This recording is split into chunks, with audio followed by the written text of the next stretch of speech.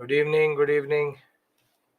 Neolithic, then we move to Non-Harappan, Chalcolithic, and then we move to Indus Valley civilization. Three big topics. This is the biggest topic. This is already done. We only have to discuss sites. This is a very small discussion.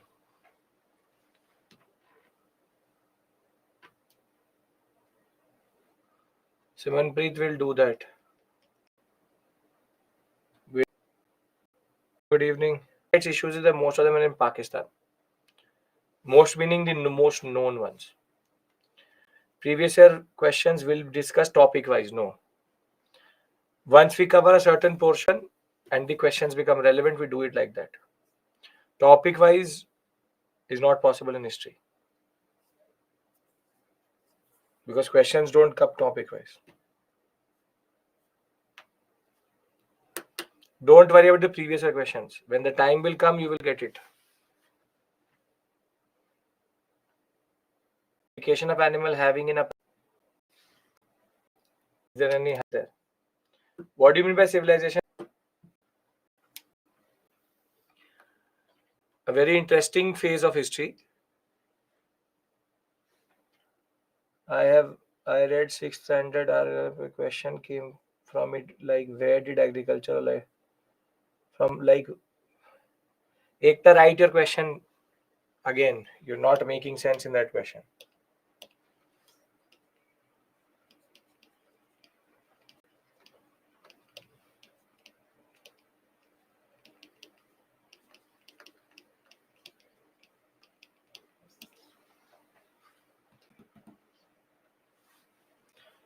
Depth of the question, Chandranath, I am already teaching you. So don't have to worry about that. It's GS level. It should be GS level, but UPSC can ask heavier questions. So the depth is not your concern. It's my concern. I'll figure that out. But I'm teaching you sometimes at NCRT level, sometimes at optional, sometimes at GS, sometimes at academic. So you don't have to worry about that.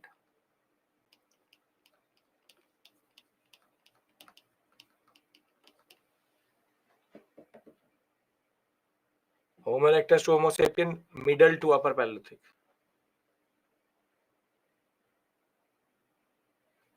No, there is no negative impact of right.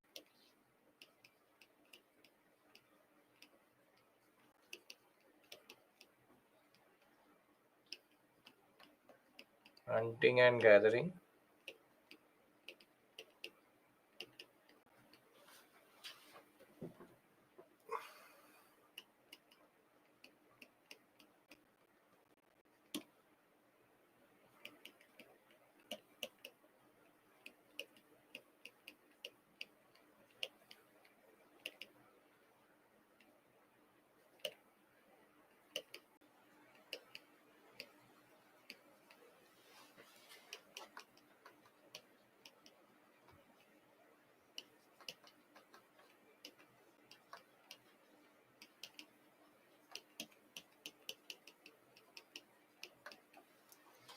Okay.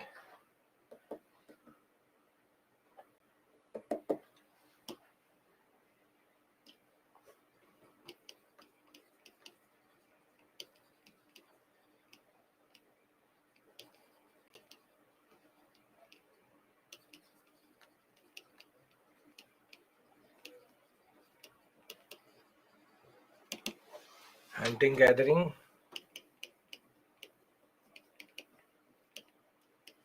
Domestication of animals.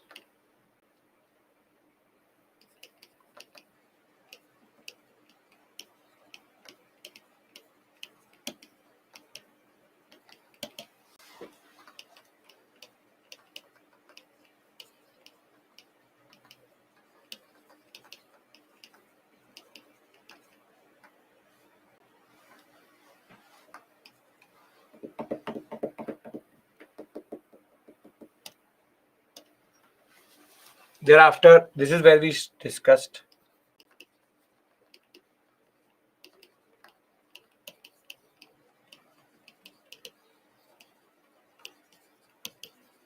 Domestication of plants.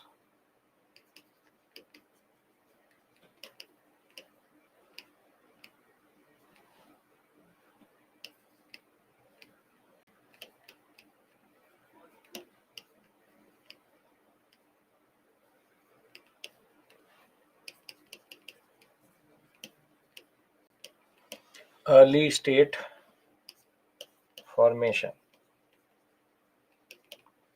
Early state formation. Surplus production. And rituals and burials continue. Sedentary life means sedentary settlement. This is how you consolidate. This is how you consolidate. This is called a timeline based approach. You consolidate in such a way that you're able to summarize everything in one basic slide. If you can remember this and if you can revise this, your job is done. This timeline will keep on expanding and will become bigger and bigger, bigger and bigger. So please understand this point. This is called timeline approach. Most of the questions can be managed by this. Most of the questions can be understood like this. So by the end of today, we will have another set of area. Can we make this slide only? You can't do it in the examination as it is. This is not a prelim. Please understand, it's a prelims oriented area. Nobody is asking you to write anything. This is called continuing. Continuing. Because if you could clarify about the sites, what is found in at what site is important. No, Puneet, you are not optional level student. That is of no purpose to you.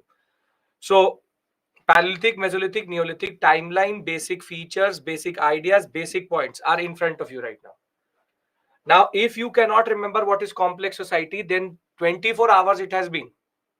So this is called Gajini effect. That you forget over 24 hours, which is not a good thing.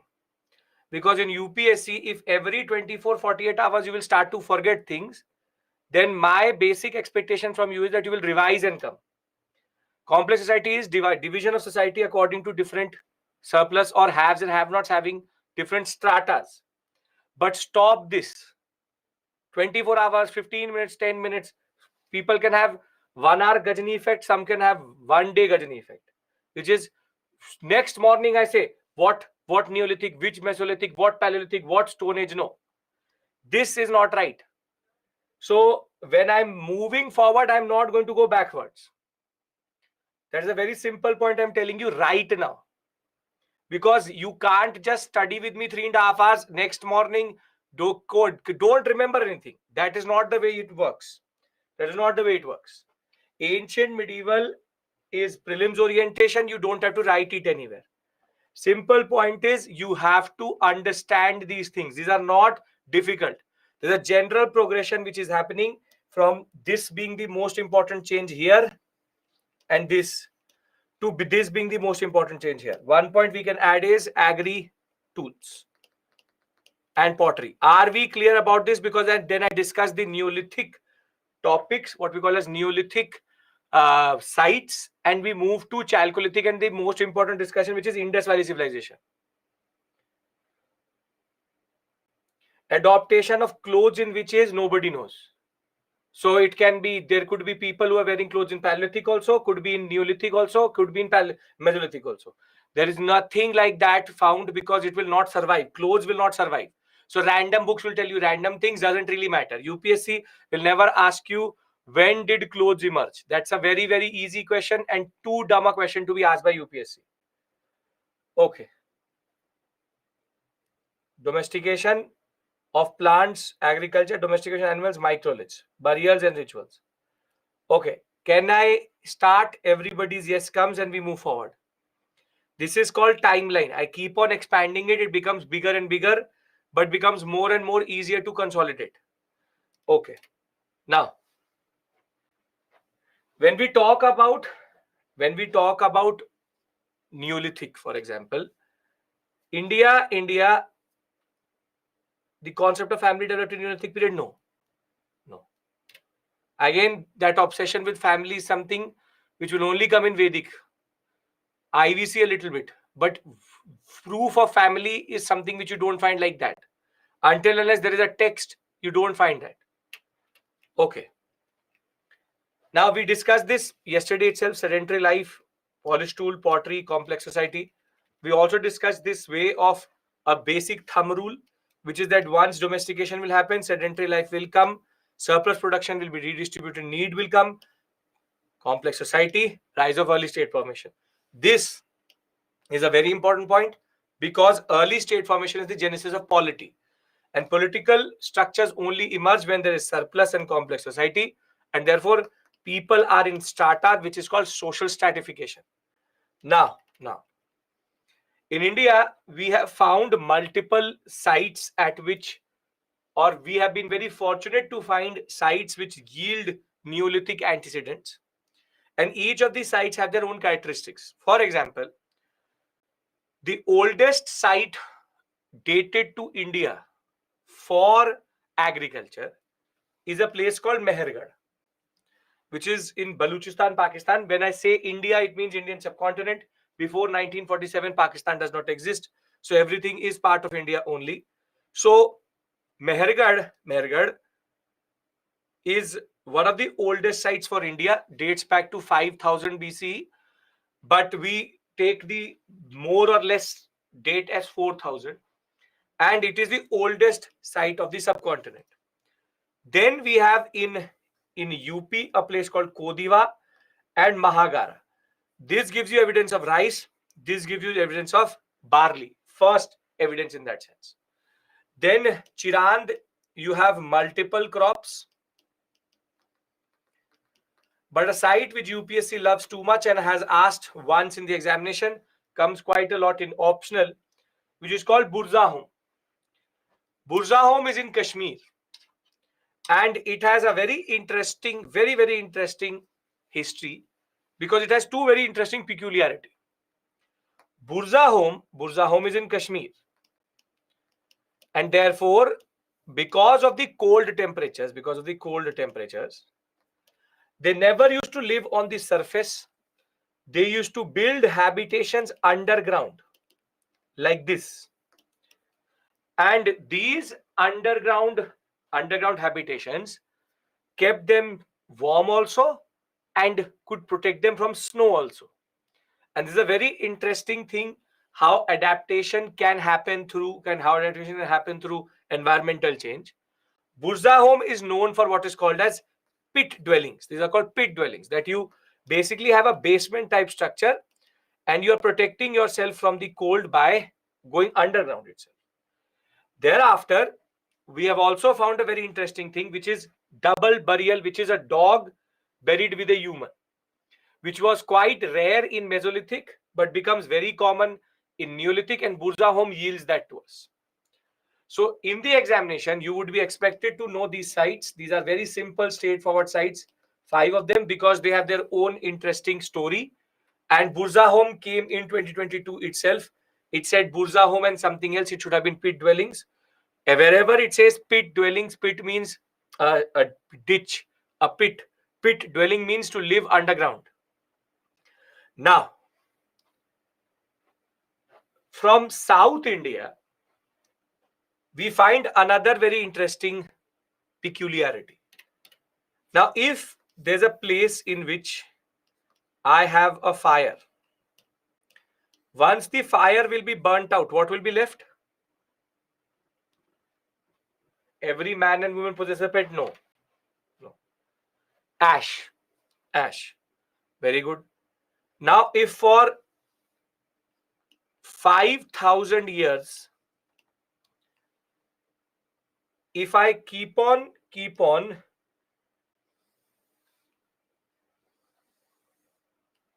using this same place for fire, and when I start to excavate, what will I find? Same place for 5000 years, one after the other, every place, the same place we have fire for 5000 years. Yes, what we'll find is a whole layer of ash, and that is called an ash mount. Basically, in South India, we have seen very interesting peculiarity. In a site, we find a whole level of only ash, which tells us that they used to use the same spot for thousands of years to burn something. And this is where the concept comes that if in the examination it says ash mount, the site has to be in South India, because this is a very important speciality of South Indian sites, that when we start to excavate them, in a certain part of that site, we will find a whole layer of ash only. So, for example, from Karnataka, Maski, Brahmagiri, to remember you have to remember these two. Then from Andhra Pradesh, Nagarjuna Konda, Telangana, Utnur, and Tamil Nadu, Piampali, we find these. If you put them on a map, you get it like this. Right now, ignore where it says megalithic. We have to teach you that, but later. These are the very important sites which are there. Burza Home, Mehergarh, Chirand, Kodiva, and Mahagara. Then we have Brahmagiri, we have Piampali, and these sites yield a lot of interesting things. Could it be sign of permanent settlement? Yes. But permanent settlement with, see, if I will excavate in Chirand, I will not find ash mounts. For some reason, only from this point down, we find ash mounts, which tells us that this is a very interesting specialty of South Indian sites. So, to be very clear, before we move on to Chalcolithic age, Neolithic, we've discussed three things. Neolithic characteristics, sites, and the rule for agriculture, how it always leads to early state formation. Are we clear about these three things? Yes? Just make an acronym, Tina. Might be a place of burning. They don't burn deer, they burn cow dung and all. This is something which we did yesterday itself, and we have consolidated this to the slide also. Neolithic, Mesolithic, Paleolithic. This is how you consolidate. If you can remember these basic points, you have remembered more or less anything to answer a question in the examination.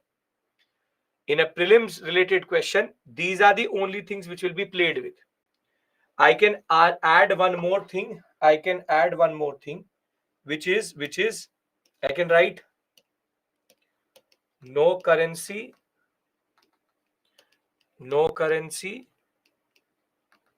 and no currency.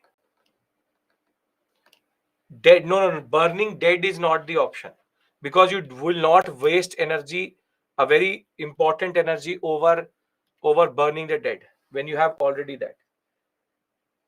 Can you frame a question on this topic? Sure, I can. Sure, why not? But they can, if you want to frame a question, statement 1, statement 2. I'm obviously not giving you options. Statement 1 says the Paleolithic period was the period of domestication of animals. The Neolithic period, we see simple societies. Which of the statements these are correct? 1 only, 2 only, or 1 pair, 2 pair, whatever. Is the first statement correct? Paleolithic period is the period of domestication of animals. No. And I said Neolithic period is the period of what we call as simple societies. Get your question? See, this is, stop doing this, because it makes no sense. I will show you questions what have come previously. Easy, difficult, I can make it really difficult. Mains questions are not there, so you don't need to worry about descriptive knowledge. If you understand the topic, any question can be done. It's about understanding the topics. Because what students do is they try to ratify a lot of things. They will try to learn everything. It's not about learning, it's about understanding. If you can understand the progression, you will understand every question. And there's no end to it. There's no end to it. This question can be made very difficult also and can be very, very easy also. So can you make a question? Sure. But do I want to? No. I just want you to understand prehistory, proto-history in a certain way. And once you understand that, it will start to make sense to you. The purpose of ancient India is also to understand art and culture. I'm trying to create a base. Stop being an English utilitarian. That how many questions will come? Should I do this topic or not? Is it worth it or not? Everything will make sense after we cover it. Can I go to Chalcolithic? Are we clear about first three? Paleolithic, Mesolithic, Neolithic. Okay. And some of you have this also obsession with this Kaun Garega Parokriti type thing, KBC type thing, which is make questions, make questions, make questions. If I start to really give you questions, you'll get demoralized. So don't think that I can't do something. I can. I'm not doing it for a very specific reason. Because first you need to come to pace with it. Once you come to pace with it, you will automatically start to solve questions. Okay. Complex society means society divided into different stratas. Okay. Now, what we saw yesterday, why do they think pets are animals? What is the reason? Yesterday you weren't there, Chandrasekhar. Aditya, I'll do that later. Later. Not there yesterday. Yo. Meso. Neo. What is common to all three is tools are made out of stone. Tools are stone.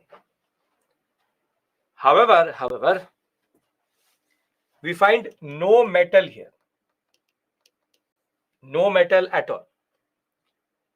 Now, in the gradual progression of history, the period which comes after Neolithic is called Chalcolithic. It's called Chalcolithic. Chalco means copper. Lithic means stone.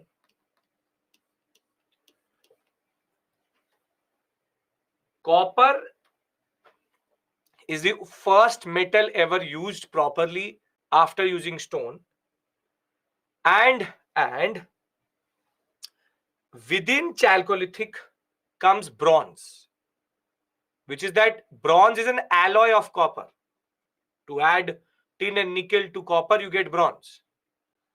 So the Chalcolithic age in India manifested itself in two ways. A copper specific non-Harappan Chalcolithic culture, and the other one is called the Bronze Age. It's called the Bronze Age.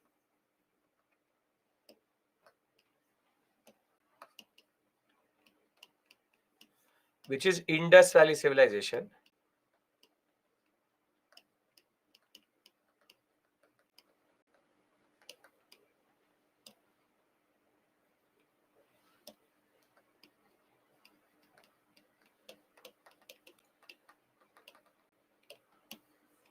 Now, there's a difference between these two.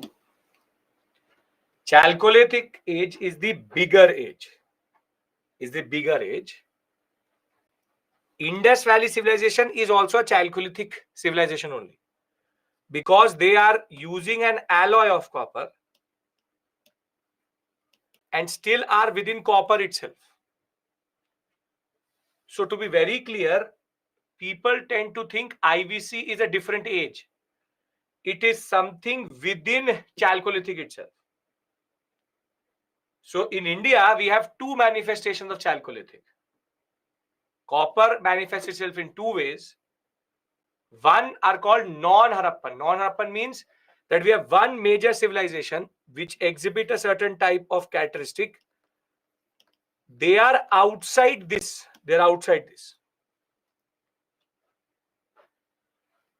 Shruti, check your internet.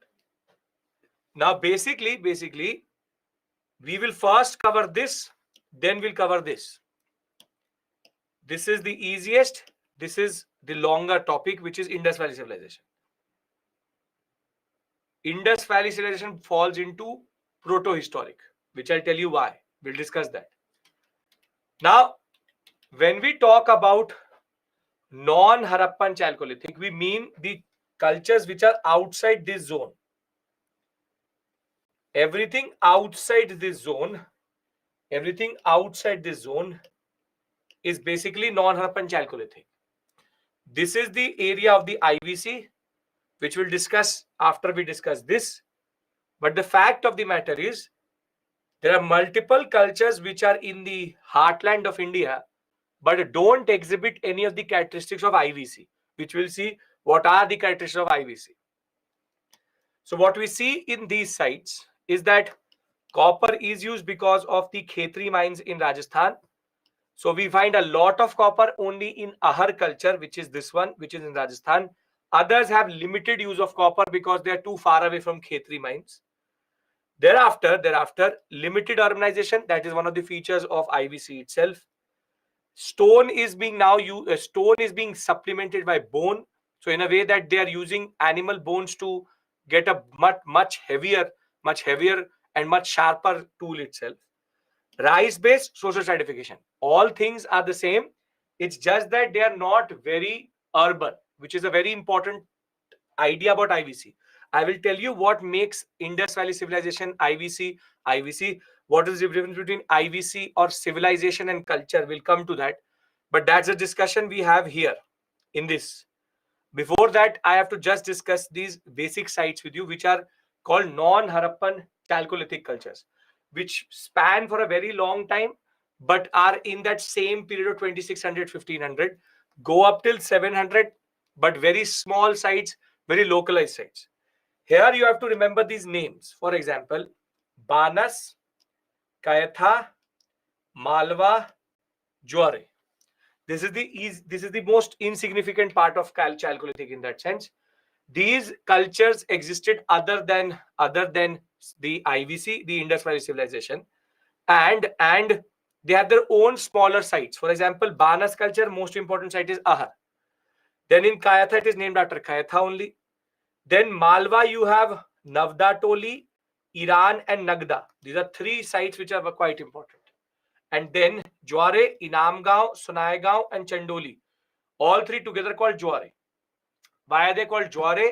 Because they all cover, these three sites have a similar culture in that sense. I'm coming to the fact that what do you mean by culture? But a simple point is these are Chalcolithic sites where we found copper, and bone, but they all have their own localized understanding of how they want to move forward. So when we talk about Chalcolithic, we really don't care about this much too much because questions don't come from here. As it is, you just need to know that there are four cultures other than the IVC which do not exhibit any form of urbanization or any form of modernization. And the real Chalcolithic culture in India is this one, which is Indus Valley Civilization. If we are clear about non-Harappan, I can talk about IVC. That is the most important discussion we have today. Simple, straightforward, four cultures other than IVC. Non-Harappan, contemporary. They are contemporary to the Indus Valley Civilization, but are somehow different also. They exist together. Are we clear? Why do we call it non-Harappan? Because they are not Harappan. Non-IVC, non-Indus Valley Civilization. Yes? Okay. IVC is part of Chalcolithic. Yes. Chalcolithic is the bigger word. Chalcolithic age is the bigger word. IVC is a part of it. People tend to say Bronze Age is a different age. Bronze means copper only. Okay. Why is Harappa Indus? That I will tell you. Don't ask me about Indus Valley right now. Tell me, do you understand how are they different from or where are they placed? Are we clear about that? Usually UPSC asks which type of question? Moderate, difficult? That is on UPSC. Nobody can predict that. Only four are there, yes. All are they are Chalcolithic, but they are independent civilizations. The most important one is this one. As I told you, all three, all four, 1, 2, 3, 4, 5, all 5 exist together. But they do not exist. This one, this whole area has one culture. They have 4 different cultures. They are separate to IVC. They're separate to Indus Valley civilization. They do not exhibit the pottery, the culture, the craft specialization, the society, the economy, or anything related to IVC. That is why they're different. They're different to each other because then there is further smaller differences. Ahar has too much copper. Kayatha has, for example, pottery which comes in a certain pattern. Then Juare is very less use of copper but a lot of use of bone, which I will discuss with you. Social stratification means division in society. No, bronze is something which Harappa uses. Harappa uses copper also, but bronze is also available. Bronze is not found here. In none of them, there is no bronze. That is why they're pure Chalcolithic sites. Are we clear? Because we move to this. It's a transitionary period, that's it. They exist, but they don't exist for us as a candidate because they really don't matter to us. Chalcolithic is a bigger term, copper and bronze. Yes, bronze is a smaller term under Chalcolithic. I want everybody's yes. Still people are joining in 40 minutes into the class. I can't help it. Okay. Yes. Okay. When I'll give you the timeline, I'll add it. Don't worry. Now, in 2 terms. Culture, civilization. Now, the difference between culture and civilization is on size. It's based on size. Cultures are small.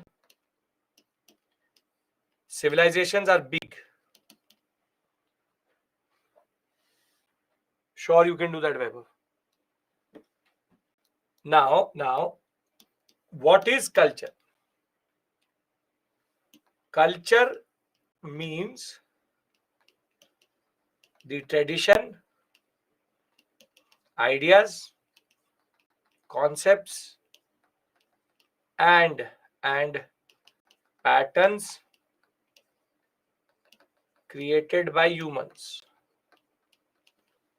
Now, one set of people can have one culture. If they keep on expanding, they become civilization.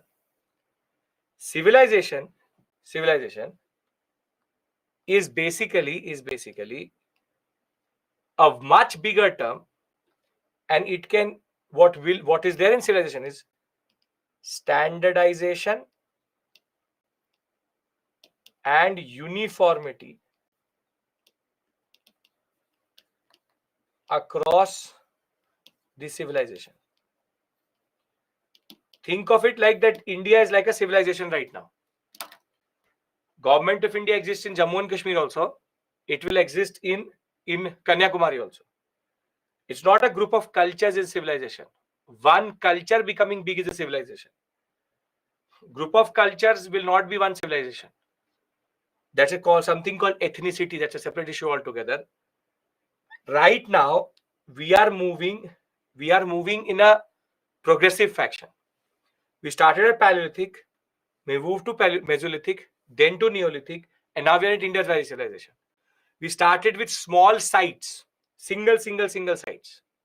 Those single sites started to become cultures, and from cultures they become civilizations.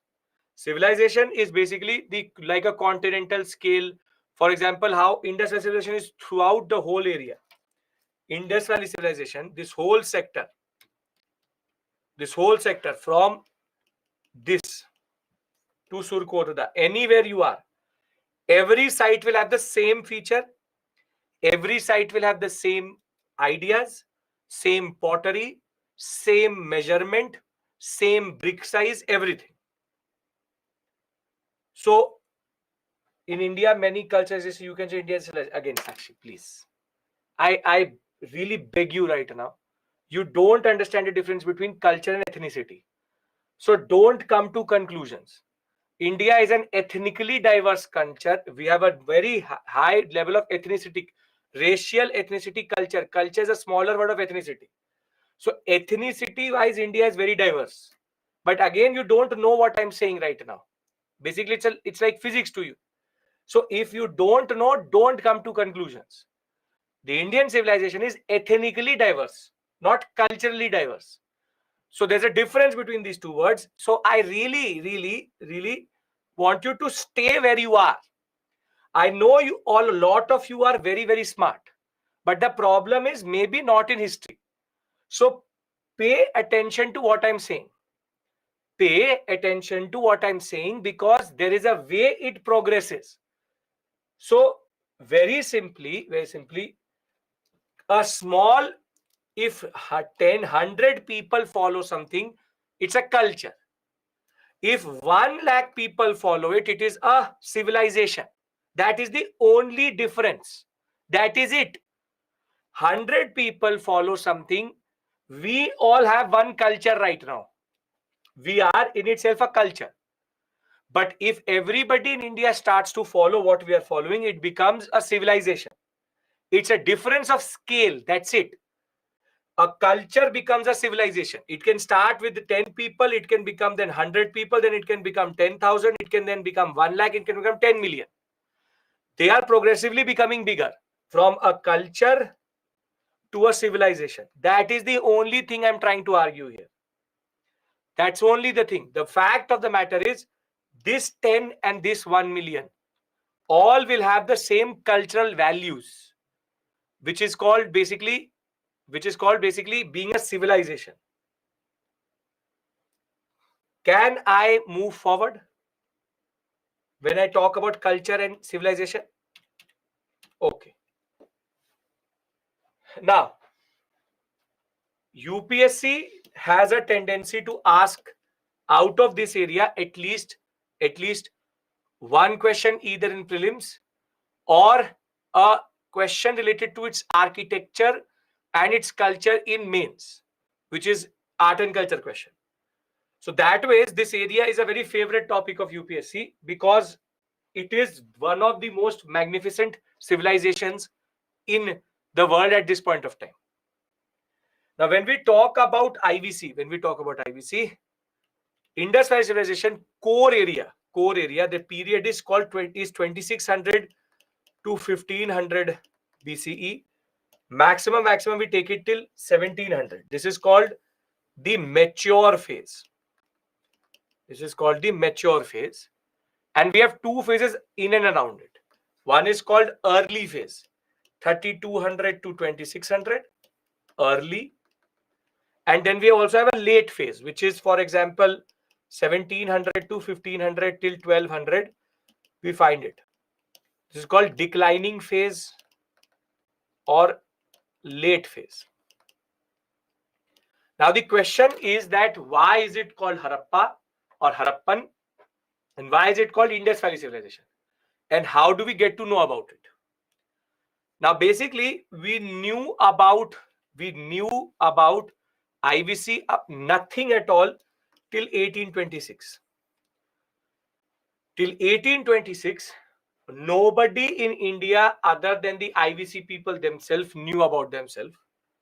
Nobody in India till 1826 knew about the Indus Valley Civilization, because the sites went underground and nobody actually found them generally. In 1826, when the British were exploring the Punjab sector, they were laying down a railway track.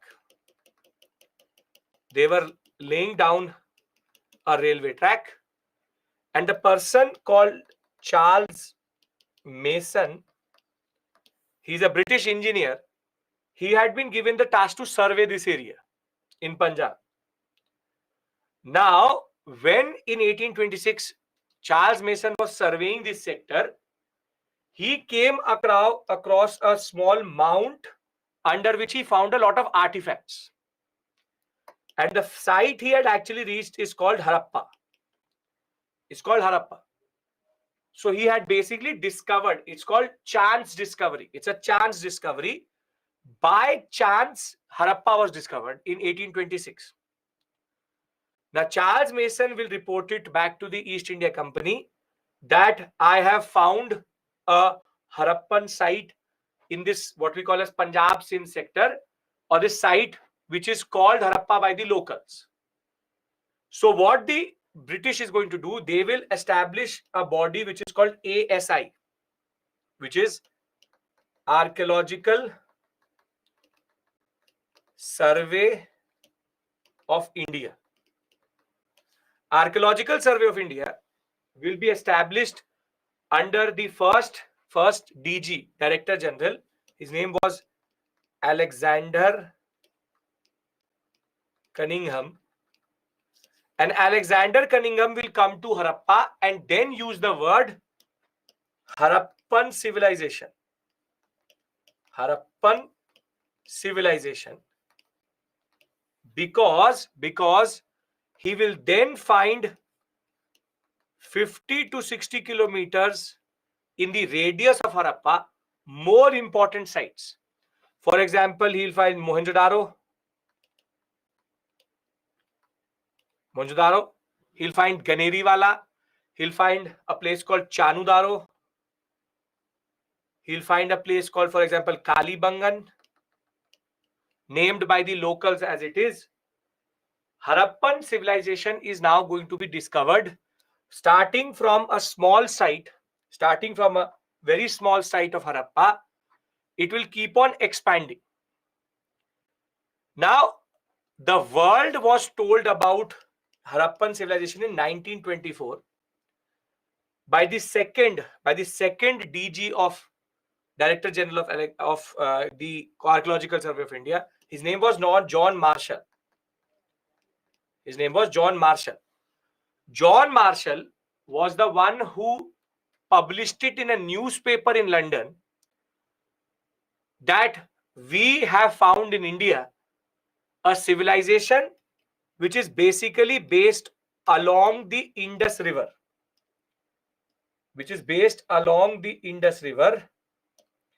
And that is why it is called the Indus Valley civilization. The sites follow the Indus River, and therefore they are called the Indus Valley civilization. They're called the Indus Valley civilization. So John Marshall was the first one to use the word Indus Valley civilization. Now, Harappa is here. But if you see the Harappan civilization or Indus Valley civilization expands or is in a very big area between modern day Afghanistan and modern day Haryana. Now, Mohenjo-daro, your favorite site, is here.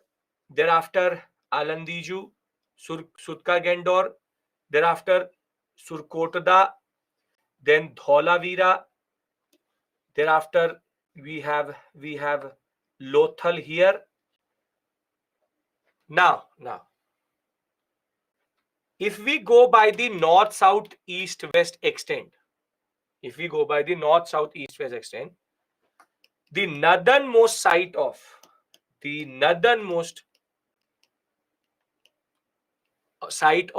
civilization is Manda. In some books, and again I'm telling you because some books will write Shotugai, but Shotugai was just a what you call raw material site. It had nothing really. This is from Upinder Singh. We follow this. Then Sutka Gendor is the one which is the westernmost site. Alamgirpur is the easternmost site. And again, you will find here multiple names, but in Maharashtra, we have a place called Daimabad, which is considered the southernmost site. But if you look at the expanse, you find a peculiarity.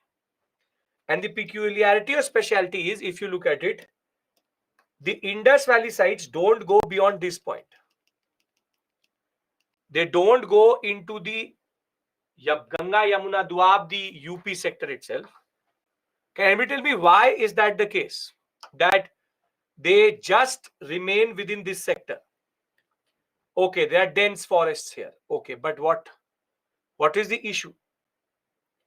There are multiple dense forests here, very swampy area. What is the issue? It's not water availability. The issue is that this civilization did not know iron. With no iron, they have copper axes. And if you try to use a copper axe on very hard wood, it would basically break the axe itself. Because copper is very good in making wires. It's very ductile. It's malleable also. It's not very hard. So if you don't have iron, you can't cut trees too much. So the reason why the expanse of the Indus Valley civilization more or less stops here, even in the early period, is because of the reason of not having iron, which in turn tells us that they did not know iron. Because if they knew iron, they have gone further into the Indus Valley, into the rather Ganga Yamuna Valley itself. They are not able to go there that way. So what I've established to you is only one thing. Charles Mason is the one who basically found Harappa by chance. February of 1871, ASI will be formed and Alexander Cunningham will start do excavations.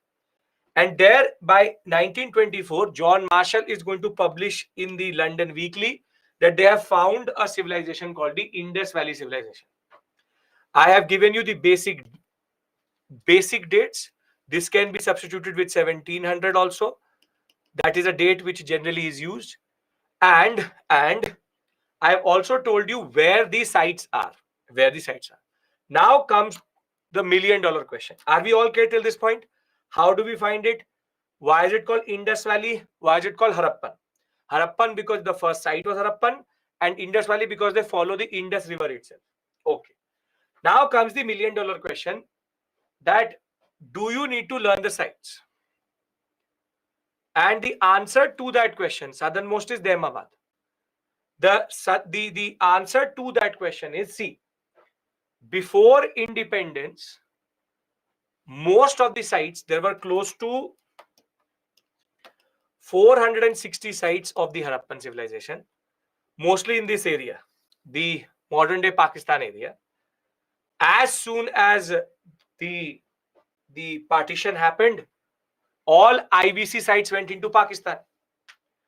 So the ASI got a lot of funds after 1947 to find sites in India, and we found 640 to 650 sites in India. So the point is that there are close to 1,000 sites of the IVC throughout India and Pakistan. So there is nobody who should have the time or the patience to learn all 1,000. But major sites everybody should know. Now I have given you two types of maps. One is the NCRT map. One I have given you the Upinder Singh map. This is more comprehensive, and these are also having the peculiarities which we are looking for. So for example, Manda, Sutka Gendor, a problem is they not added Alamgirpur here or Dehmabad here. So we have to refer to this one. Alamgirpur, Manda, Sutka Gendor. Thereafter, after Malwan, we get somewhere here Dehmabad. But other than this also, you should know certain sites other than these. These are north, south, east, west. You should know Dholavira. You should know Kalibangan.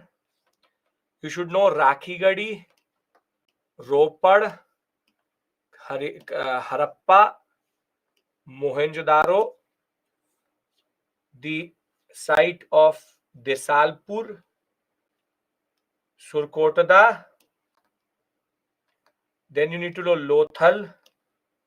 Then you need to know Nevasa or Nageshwar, sorry, Nageshwar, Padri, and if you want Amri, early site, Chanudaro, last one. If you are really interested, sure. Sanauli is a site which is getting excavated right now. I will not take Z5 or Discovery as the academic historian which will tell me what that site is. Once Sanauli comes in, the NCRT and academic newspapers and academic books will talk about Saloni. As it is, we will not worry about Sanauli too much, because Sanauli, there's a lot of conspiracy theory. All that does not matter to me until unless the NCRT says that there's a conspiracy. Till there isn't a conspiracy with regards to that, I really don't care. So don't quote me Sanauli. Second is Mohenjo-daro movie based on these sites. Don't watch that movie. It's a total crap, made up movie itself. So Mohenjo-daro movie is not even Mohenjo-daro itself. So never, please don't do that. Please don't do that. Banavali, if you want to, yes, why not? Banavali. I will tell you which movie to watch. Please don't watch. Epic channel and also, please. Enough controversy in our life to actually go to this web series and watch controversy. So I'm not expecting you to watch these movies. Please don't base your knowledge of them. Okay. I've marked the important ones. It is totally on you. Okay. Now a standard question. How different learn, how you are difficult. Puja, write properly. How difficult to learn all of this? I am just asking you to go through it once. Will be in your mind. I have one slide in which every important site is there. Don't worry about that. Learn one each day or two each day, totally your capacity. Okay. Now,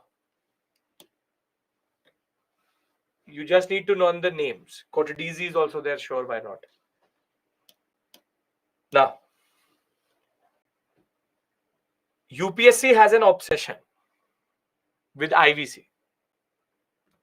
Now, the question is why?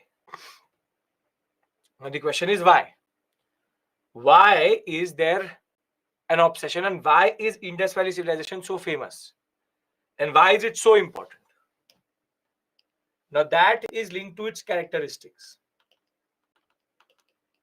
Characteristics of Indus Valley civilization sites. Now, it is not the first known civilization. You would like to have that tag called first, but Mesopotamia is the first known civilization. Okay. Now,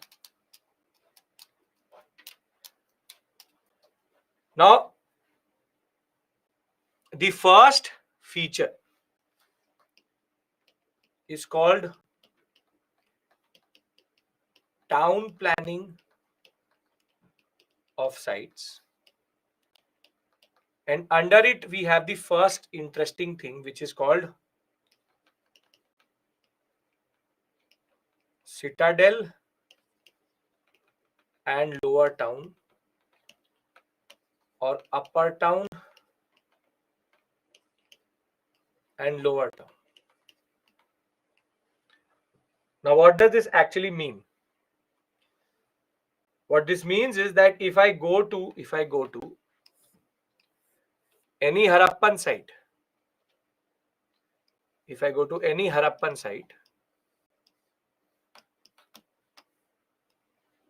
I will find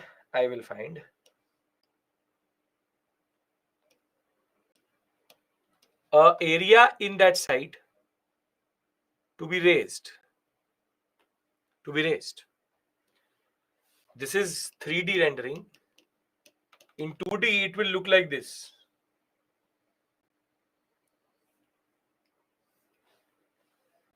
Wherein sideways profile, there's a certain area in that site which is always on the higher side. It's on a platform. Now this is called citadel, and there would be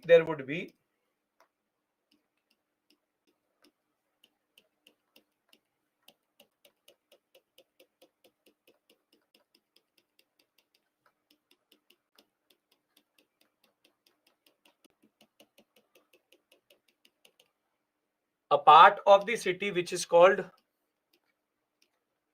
lower town. So I would have buildings here, and I will also have buildings here.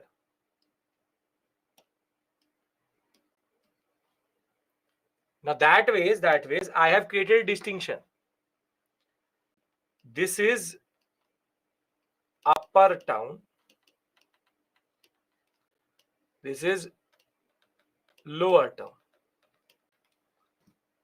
Now this is citadel complex, and the idea here is very interesting. The idea here is quite interesting.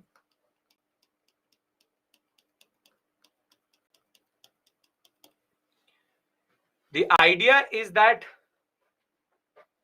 the purpose of the upper town is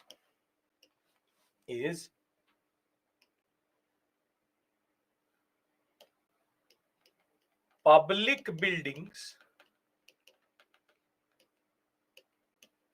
are here, which is buildings or structures used by everyone, and lower town is basically residential area.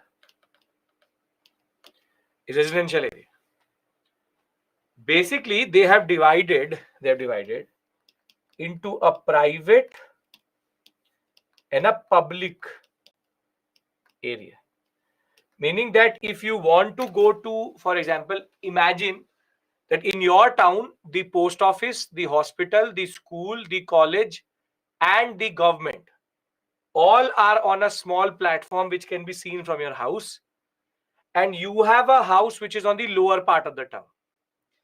Basically private spaces were separated from public spaces.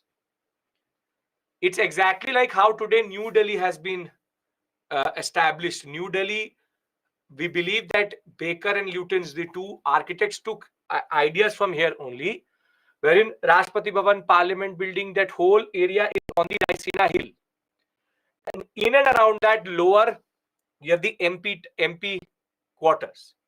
Same way there's no class division, there's no society, there's no Varna division and all. Don't come. I've seen a lot of you scientists have already written this elite, and you are using words which have been told to you in the school, but please don't use these words. This concept of elites being it, we have no idea about that. Indus Valley civilization, when it comes to finer details, we have no ideas, because it could be, it's not that only pakka on doubt, kacha pakka, not like that. Upper town has buildings which are of public use, such as granaries, great bath, it's called college of priests, we have assembly hall,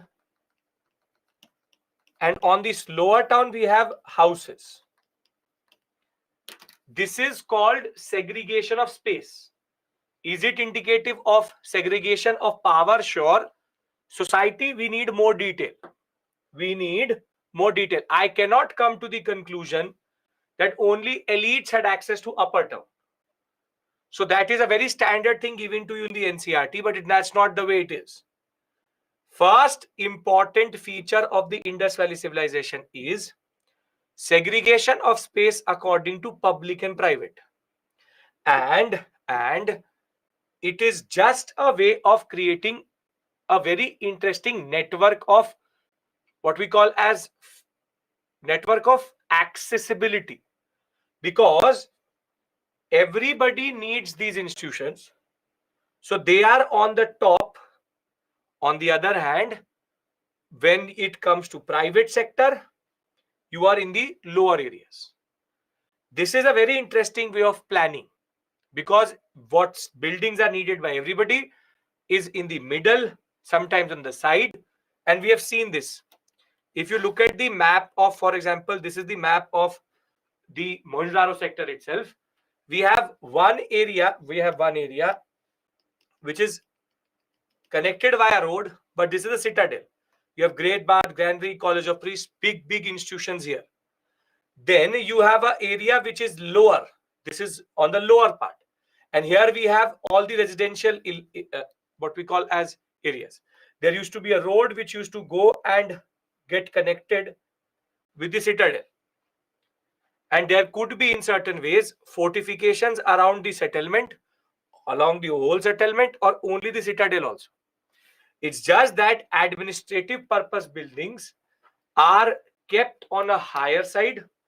It could also be because of, for example, certain ideas that granaries which have wheat and which have rice need to be kept away from flooding also. So they're at a higher level itself. But all of these things add up together to create public-private division. Granaries means where you keep grains. Are we clear about the first 1A? Upper town, lower town. Yes? Okay. Now,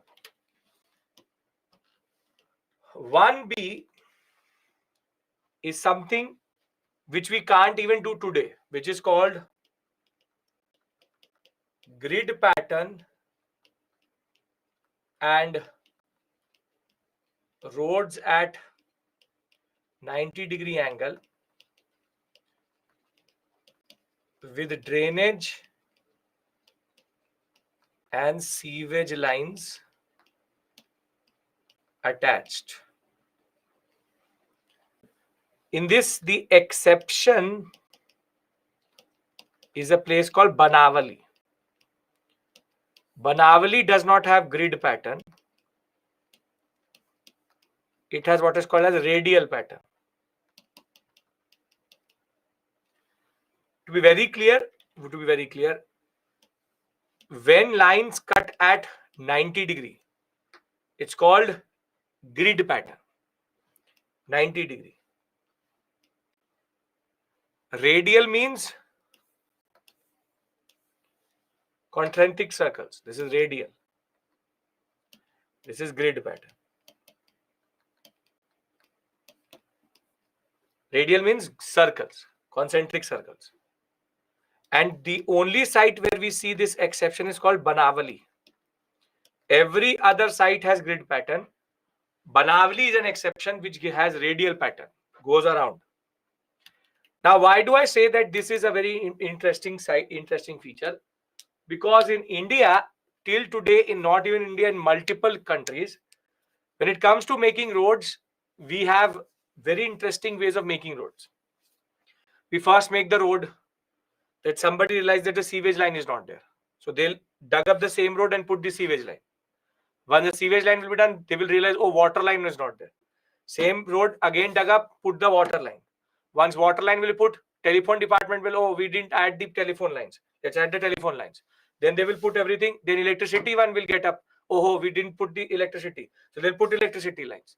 By the time electricity, some random Airtel will come and say, we want to put fiber lines. So they'll put fiber lines itself. And by the time the road is properly done, till that point that road is in disuse, they will make another road and do the same thing. So in India, we have such level of planning that interdepartmental planning is not there. So sewage, drainage, telephone, that everybody keeps on making the same road multiple times. That is something which we've seen and you have seen and you would be seeing for sure in and around you. Every day, everywhere, same story. Properly made road will be dug up and destroyed, and then again dug up and destroyed. Destroyed. Election time is coming. New roads will come up, then again dug up and destroyed. But when it came to the Harappans, they were actually 4,000 years ago much better than us. Much better than us, because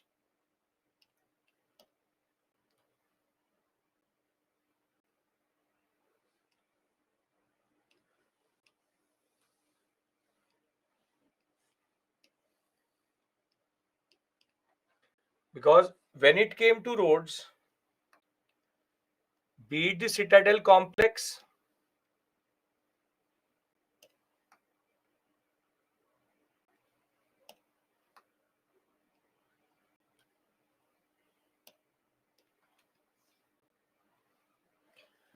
or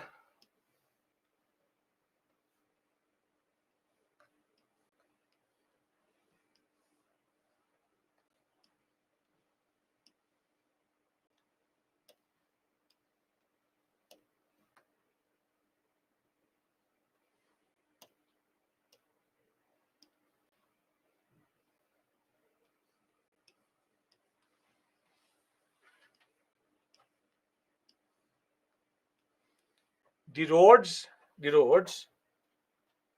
are in a grid pattern. Wherein they either go north south, or they go east west. And what is even more interesting is that when the road was constructed, the sewage line and the water line were added together with it.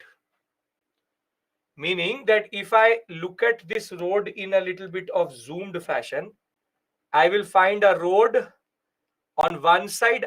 This is the road. On one side, I will find the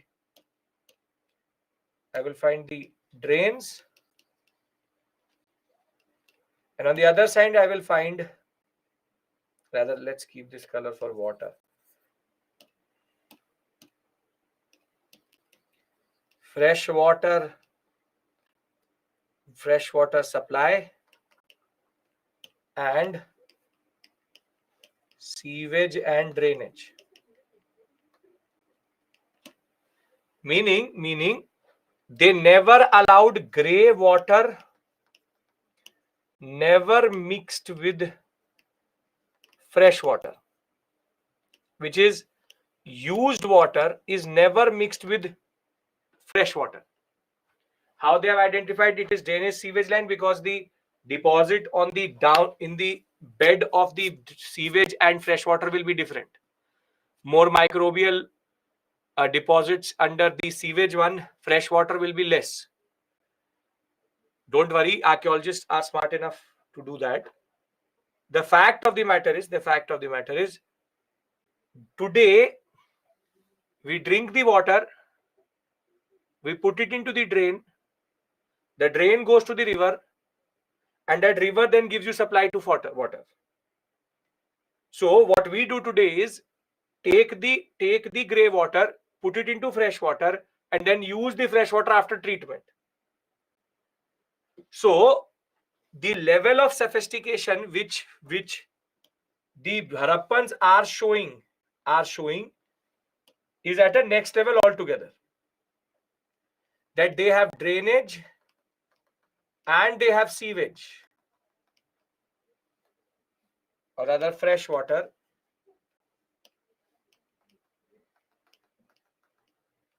on both sides of the road itself. And this is not just for one road. Every road has a drainage and a sewage line, which is at the next level altogether. This is true for citadel and lower town. Everywhere we see the same patterning itself. And this is not just for one site, it is for every site of Harappa. And this is called urbanization or modern civilization. There are parts of Delhi and part of cities which today till do not have sewage lines. They used to make sure that the roads did have water and sewage both. Every house had water and sewage both. And except for Banavali, we see 90-degree drainage and sewage water attached. Is 1B clear? With no modern geometry, with no excavation tools, with no satellite imagery, with no form of modern technology, they are doing this 4,000 years ago. They're not cemented. There's something called mud bricks. I will tell you that. Don't worry. Now, grid pattern, 90-degree drainage, sewage lines, grey water and fresh water is not mixed, sewage drainage, and exception Banavali, which is the radial pattern. Okay. Sir, they have wells in their houses, so why they need fresh water? Not every house has a well. Freshwater sewage connection is needed for every household. If one side of the road has drain, they had a way to do it, which is that they also had smaller pipe like things. So I understand your concern that if my side is drain, other side is sewage, these are things which happen today. But they used to plan it in such a way that houses were in L. So one side the drainage used to go, from one side the water used to go. So don't worry about that. Okay. Now, when we come to the next one, which is 1C, we now see another set of things. Does every household in India, all across India, have a toilet? Every household. Are we totally ODF free? Open defecation free? No. India till today reels under the issue of open defecation, which is ODF. Now, ironically, households in Harappan civilization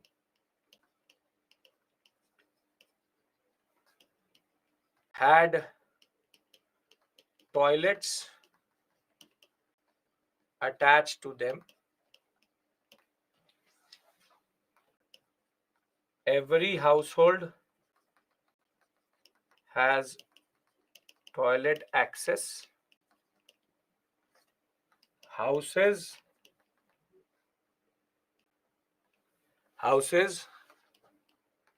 are one story or even two story. Story means two levels.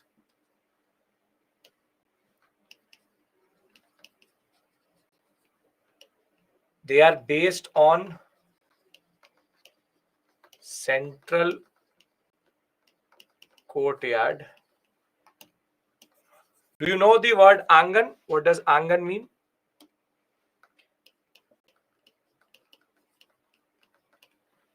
Central courtyard, open space in middle of house. That angan concept comes from here, based on central courtyard. Doors and windows do not open towards main street. Now, this is the beauty of town planning. If you look at a household, if you look at the household of the Harappan civilization,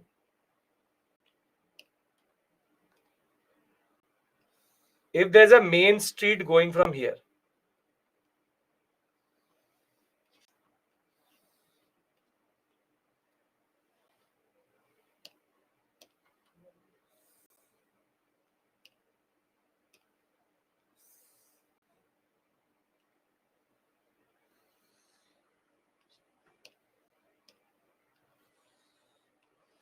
If this is the main street, they will never have their gate towards the main road. They will always have their gate here. This is the side streets, side lanes. They will never ever have any windows towards the main streets. This is for privacy.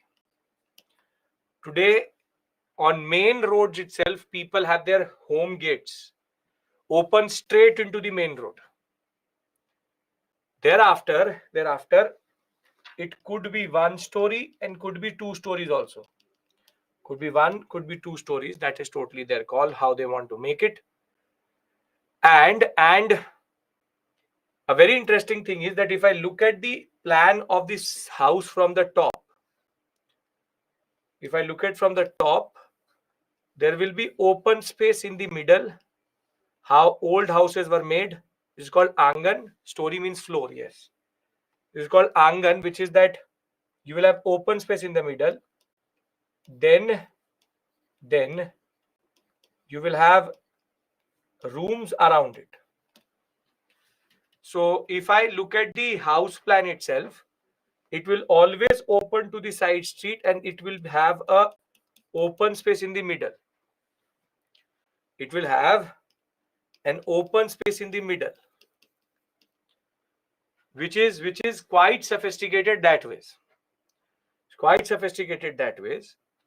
And further, the households had either toilets attached to them or there were 2 to 3 households having one toilet.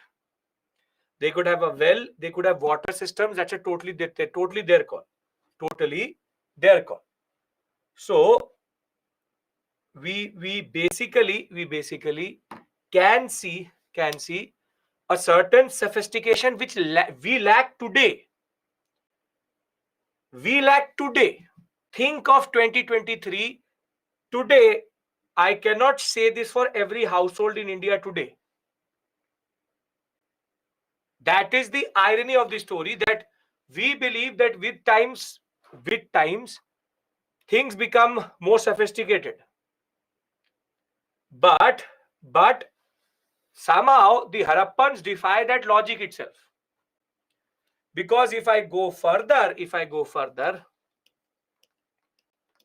water harvesting systems with good water management was also included in every household, wherein they did not even waste water.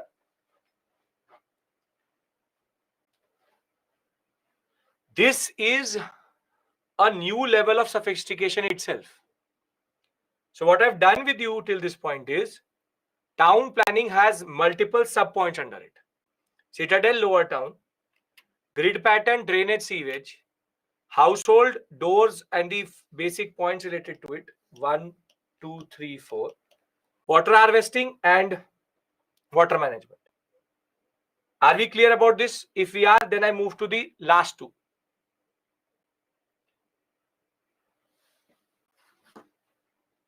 Yes?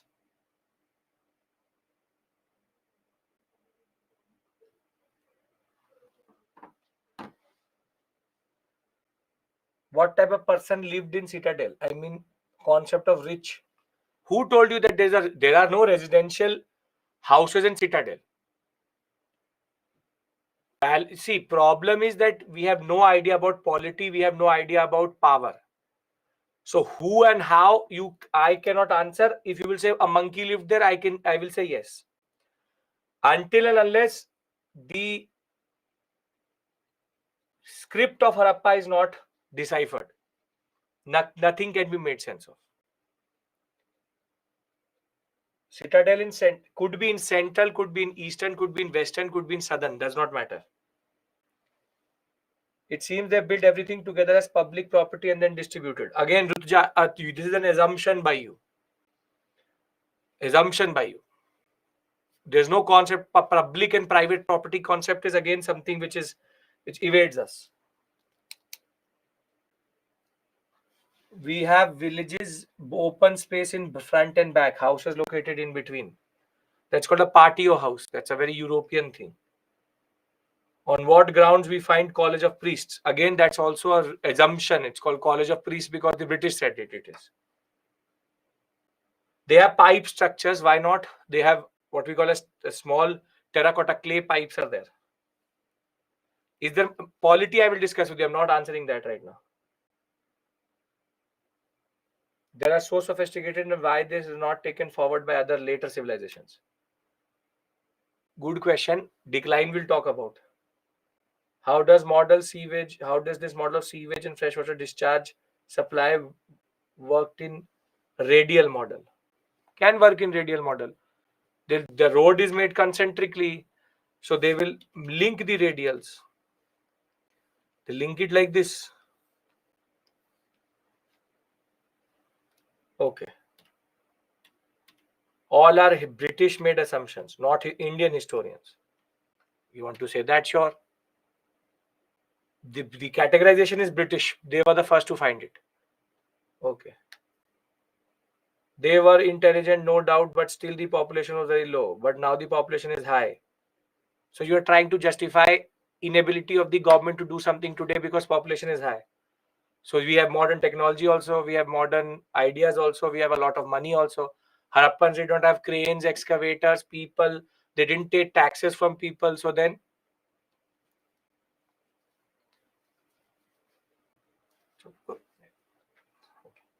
let it go. Let it go. If there is a will, there's a way. Kuraku, first thing first. Stop doing that. You don't tell me how much time I put in a topic. If I start to really go fast, if I get a question from you saying, sir, slow down, then I will never slow down. So I'm telling you, this is not a democracy. I'm not asking for your opinion. This is not a democracy in any way or form. You don't control anything, literally. So when I need to take up speed, if I I will look for your message. Wherever you will say, sir, please go slow, I'll go even faster. So don't presume. Sometimes some things matter. Why am I putting this so much time? Because exactly same things go into art and culture. When it comes to salient features of architecture of Indus Valley civilization, exactly same points will go. Exactly. So don't worry about that. So the point is not about speed. It's about where the emphasis is needed. I will presume that you know it in IVC art and culture after 14 classes. So don't worry. So stop typing. Third message you've sent it. You ignored twice. Becomes annoying after a point. Okay. Then when ization. This is a very important feature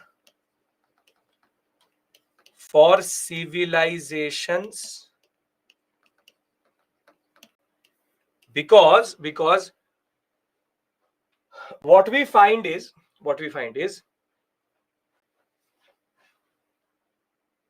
I'm not saying, Anushika, I'm not telling you anything. Why are you taking it on yourself? I'm not saying anything to you. Sir, you are telling this to me, but sir, I didn't say anything. I know you didn't say anything. Okay. Don't take everything on yourself. Very important feature for civilization, standardization.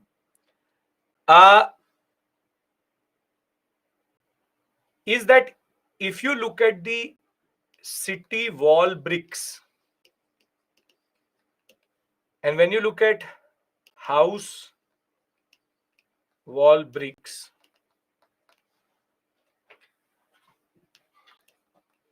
they are in the same ratio.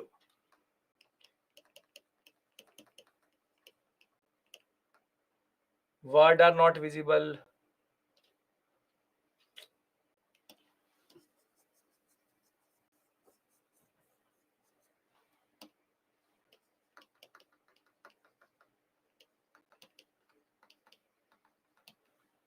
Now clear? City walls. What is the ratio then? What is the ratio?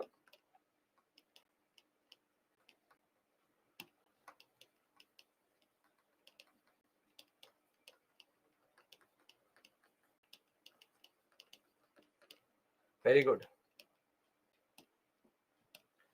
1:2:4. 6:4:2. 80,000 centimeters. Very good. Perfect. Burnt bricks and sun-dried bricks both are used. Meaning they could be put into a kiln or what we call as bhatti and then made hard.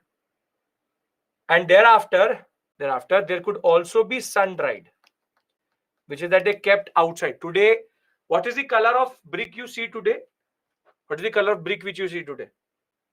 Red.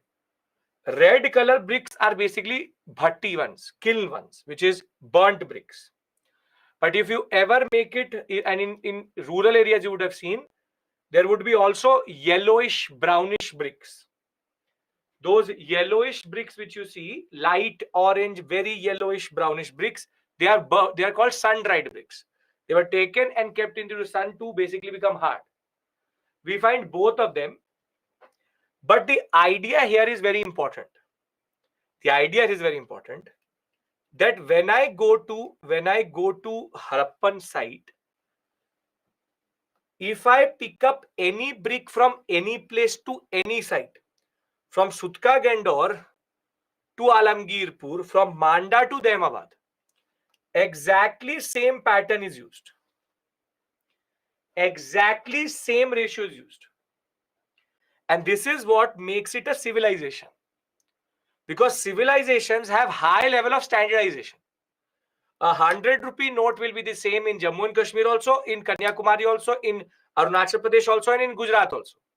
That is called standardization. 1 kg would mean the same thing everywhere in India. Same way, the level of standardization is indicative of very sophisticated nature of the civilization. Wherein, in the period where there is no electronic medium, where there's no email, where there's no way you can communicate quickly, from any site you see here, from north to south to west to east, exactly same brick size is there,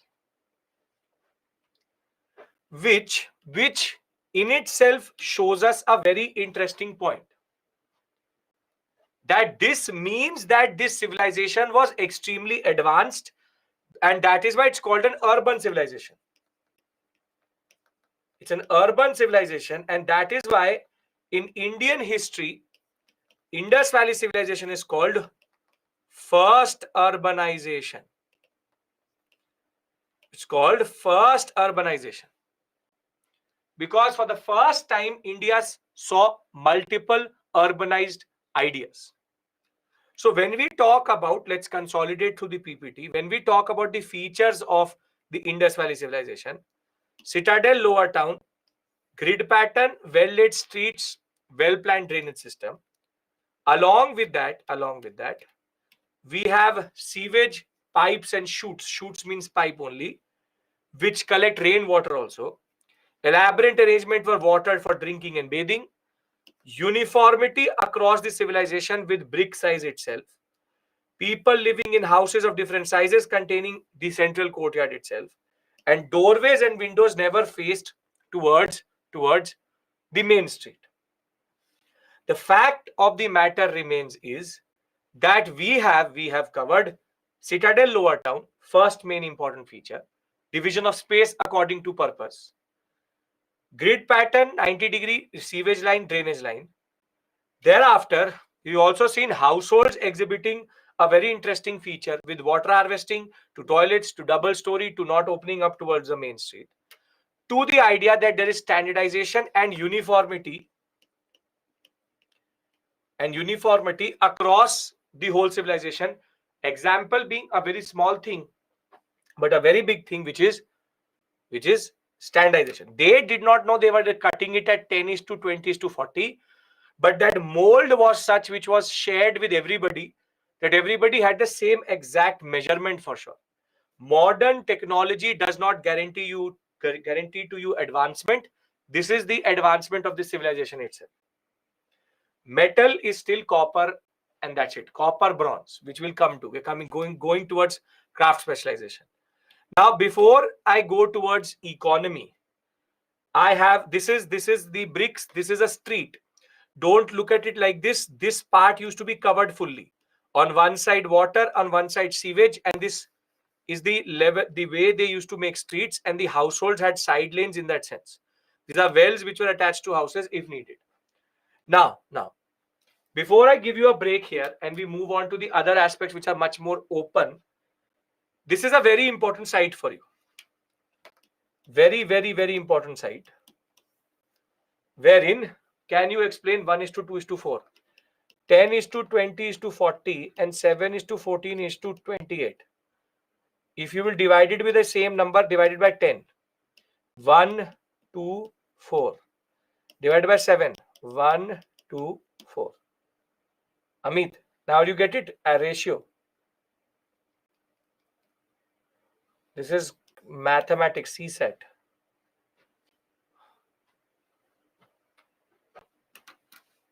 Okay. They didn't use cement. They used to use what we call as the clay, which is take sand in lot of rural India still is used. Take sand and push it together, and it will become something. It acts like clay. In a lot of rural India, we don't have cement. They take bricks and put sand, and then automatically what we call as clay and ash together, and it becomes like a cement itself. Okay. VVV means very, very, very, very, very important slide. This is because this has been collated from different sources. And in the examination, you can get this type of question wherein they ask you what is the most important feature of each and every site, or where have we found these things. These are sites which you cannot forget. First is Mohenjo-daro. Mohenjo-daro is the most celebrated of all sites. I will show you these structures in art and culture, which is great bath, granary, assembly hall, and these things. Not again, no pains question can come from this area. Get to know it. Prelims question. The great bath, granary, assembly hall, and college of priests, as identified by British archaeologists, are all in Mohenjo-daro. Great bath is basically a very big swimming pool where everybody used to take ritualized bathing, which we till today do in Kumbh Mela and all, which is called ritualized bathing, that you bathe together as a form of a ritual. Then Chanudaro is known for very interesting thing, which is seal making. Seal, shell. Seal, I'll show you. Seal is this. These are called seals. I'll show you what they are. They're not currency, but we'll have a discussion with regards to that. They're basically stamps. Seal and shell making. And we have also found certain amount of weights which used to basically act like, or stones which used to act like weights. That is where they were using their own idea of weight itself. Harappa has given us granaries, and then comes the age-old question, which has now been answered and there is no controversy. Was horse known to? How 1 is to 2, 4 apply practical in image? Amit, again, I'm giving you an example. This would be 7 is to 4 is to 4, 28. That's it. And then every brick is 7 is to 4 is to 28, 7 is to 20, then 1 is to 2 is to 4. Now, horse, and there's no doubt about this, horse was known to the Harappan people. Did they use it? What did they do with the horse? Nobody knows. The simple point is, horse bones have been found at Surkotada. So in the examination, wherever it says horse was not known to the Harappans, that is an incorrect statement. Horse was known to the Harappans. Horse was used by the Harappans, sure. We don't know what use. We have no idea about that. What they used in chariot, this, that, we don't know. We just presume that horse was known. That is the only thing we know about the Harappans with regards to that. Then, Kalibangan is a place where fire used to be worshipped quite a lot. And that is why we found what is called as fire altar. Fire altar means Havan Kund. Havan Kunds have been found, which is basically fire altars. And a very interesting thing was lower and upper town both were fortified, separately fortified. So they had forts or walls around them. Lothal has dockyard, which is a port. This is the oldest port of India till today. Port. Dockyard means port.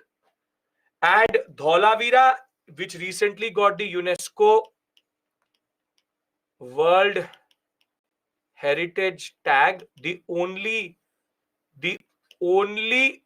IVC site to get it.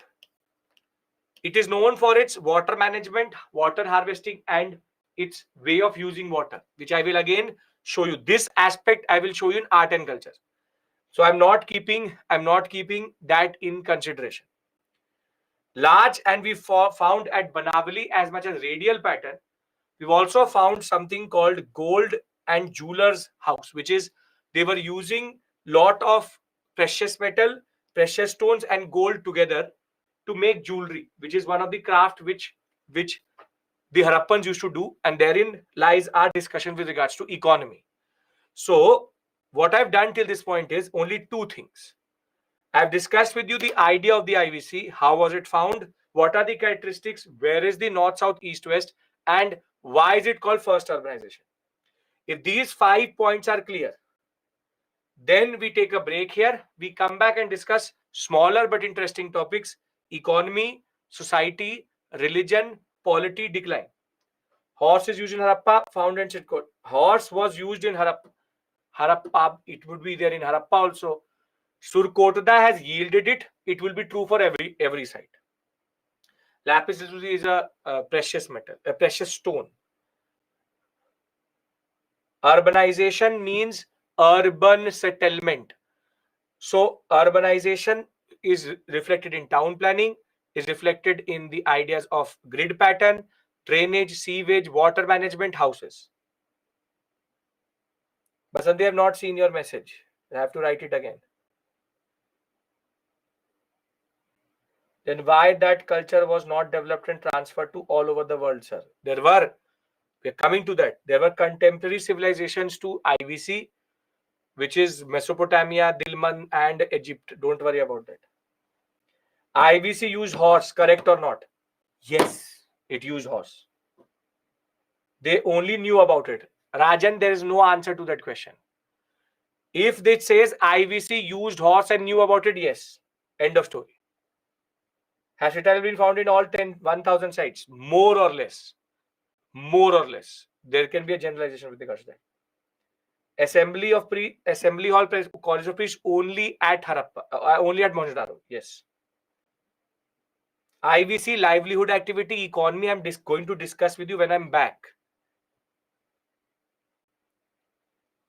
Clear? The problem is that IVC is not the civilization on which we are based on. We are based on Vedic civilization. That is an Aryan concept which I have to discuss with you tomorrow. Granary means where you keep grains. What is the relationship between Harappa and IVC? Harappa is a site of the Indus Valley civilization. Fire altar means Havan Kund. BP means before present. That is a word used for sometimes BCE. So don't worry about that. BP means before present, which is 1950 seen as present and then before present. IVC completely vanished. I will discuss that with you. I'm telling you how long the break is. These are specific structures for specific locations, applicable every location. The characteristics which I've told you is applicable to all sites. These are called general characteristics. Specific characteristics I've given you on this slide. This one. What if question asks assembly hall found in Indus Valley civilization? Assembly hall found in Mohenjo-daro, sure. If it says assembly halls are found in Indus Valley civilization, yes. One site gives us a generalization for everyone. Seals weights were not present many sites. As I told you, one site, if it yields something, we presume it is there in every site. What is the language spoken? I have to discuss that with you. We don't know. Can I take a break here? Okay.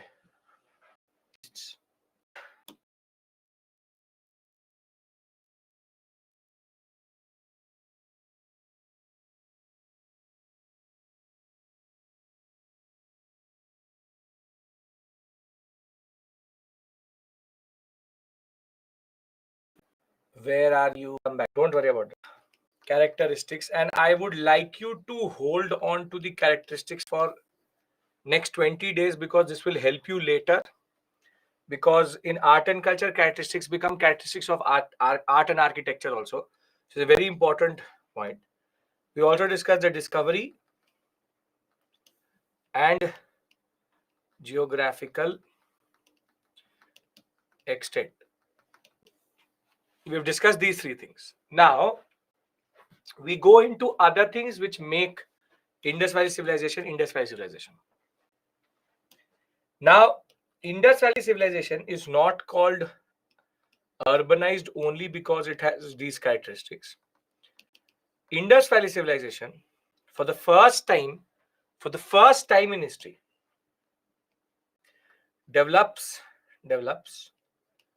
internal and external trade, which is quite significant, wherein internal raw material and production centers were connected, and externally Harappan or IVC artifacts have been found in Central Asia. And this is a very important point. But one point you need to remember is there is no currency still. No currency, no money. It is based on barter, which is exchange of goods for goods. So very simply, what is the role of Rakaldas Dayanam Sani? These are the individual excavators and archaeologists on each and every site. That you don't need to know, that is optional level. You just need to know about Charles Mason. Each and every site, the excavator and the archaeologist, you don't need to know. Now, this is in itself a very interesting thing, which is that the Harappans were producing multiple things. We have pottery, we have bangles, we have beads, we have jewelry, we have seals, and this is basically called craft specialization. This is called crafts specialization, which is there is a lot of different types of crafts and artifacts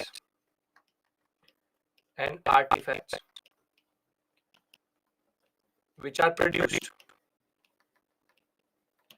and in order to do something like this, you need a trade network which is quite unique to the Indus Valley civilization. Internally, from the Shotugai sector to Sudka Gendor to Gyaneshwar to the Alamgirpur sector to Megong, which is near Dehmabad, there's a lot of flow of goods and services. So very simply, goods are, for example, you see, you have great specialization, but copper used to come from Rajasthan. Coming from Rajasthan, it used to radiate outwards towards every site itself. Lead and zinc used to again come from Rajasthan. Again, what was happening was that these centers were connected to each other and connected to other sites itself. And this is the beauty of an internal trade network. Today, for example, coal goes from the Jharkhand sector towards the Orissa sector. From Orissa, it will go to Karnataka. Then Karnataka, it will go to the port. So the fact is, from Haryana, they're getting tin. From Rajasthan, they're getting lead and zinc. Copper is coming from the Rajasthan sector. Thereafter, lapis lazuli, which is a precious stone, comes from Afghanistan.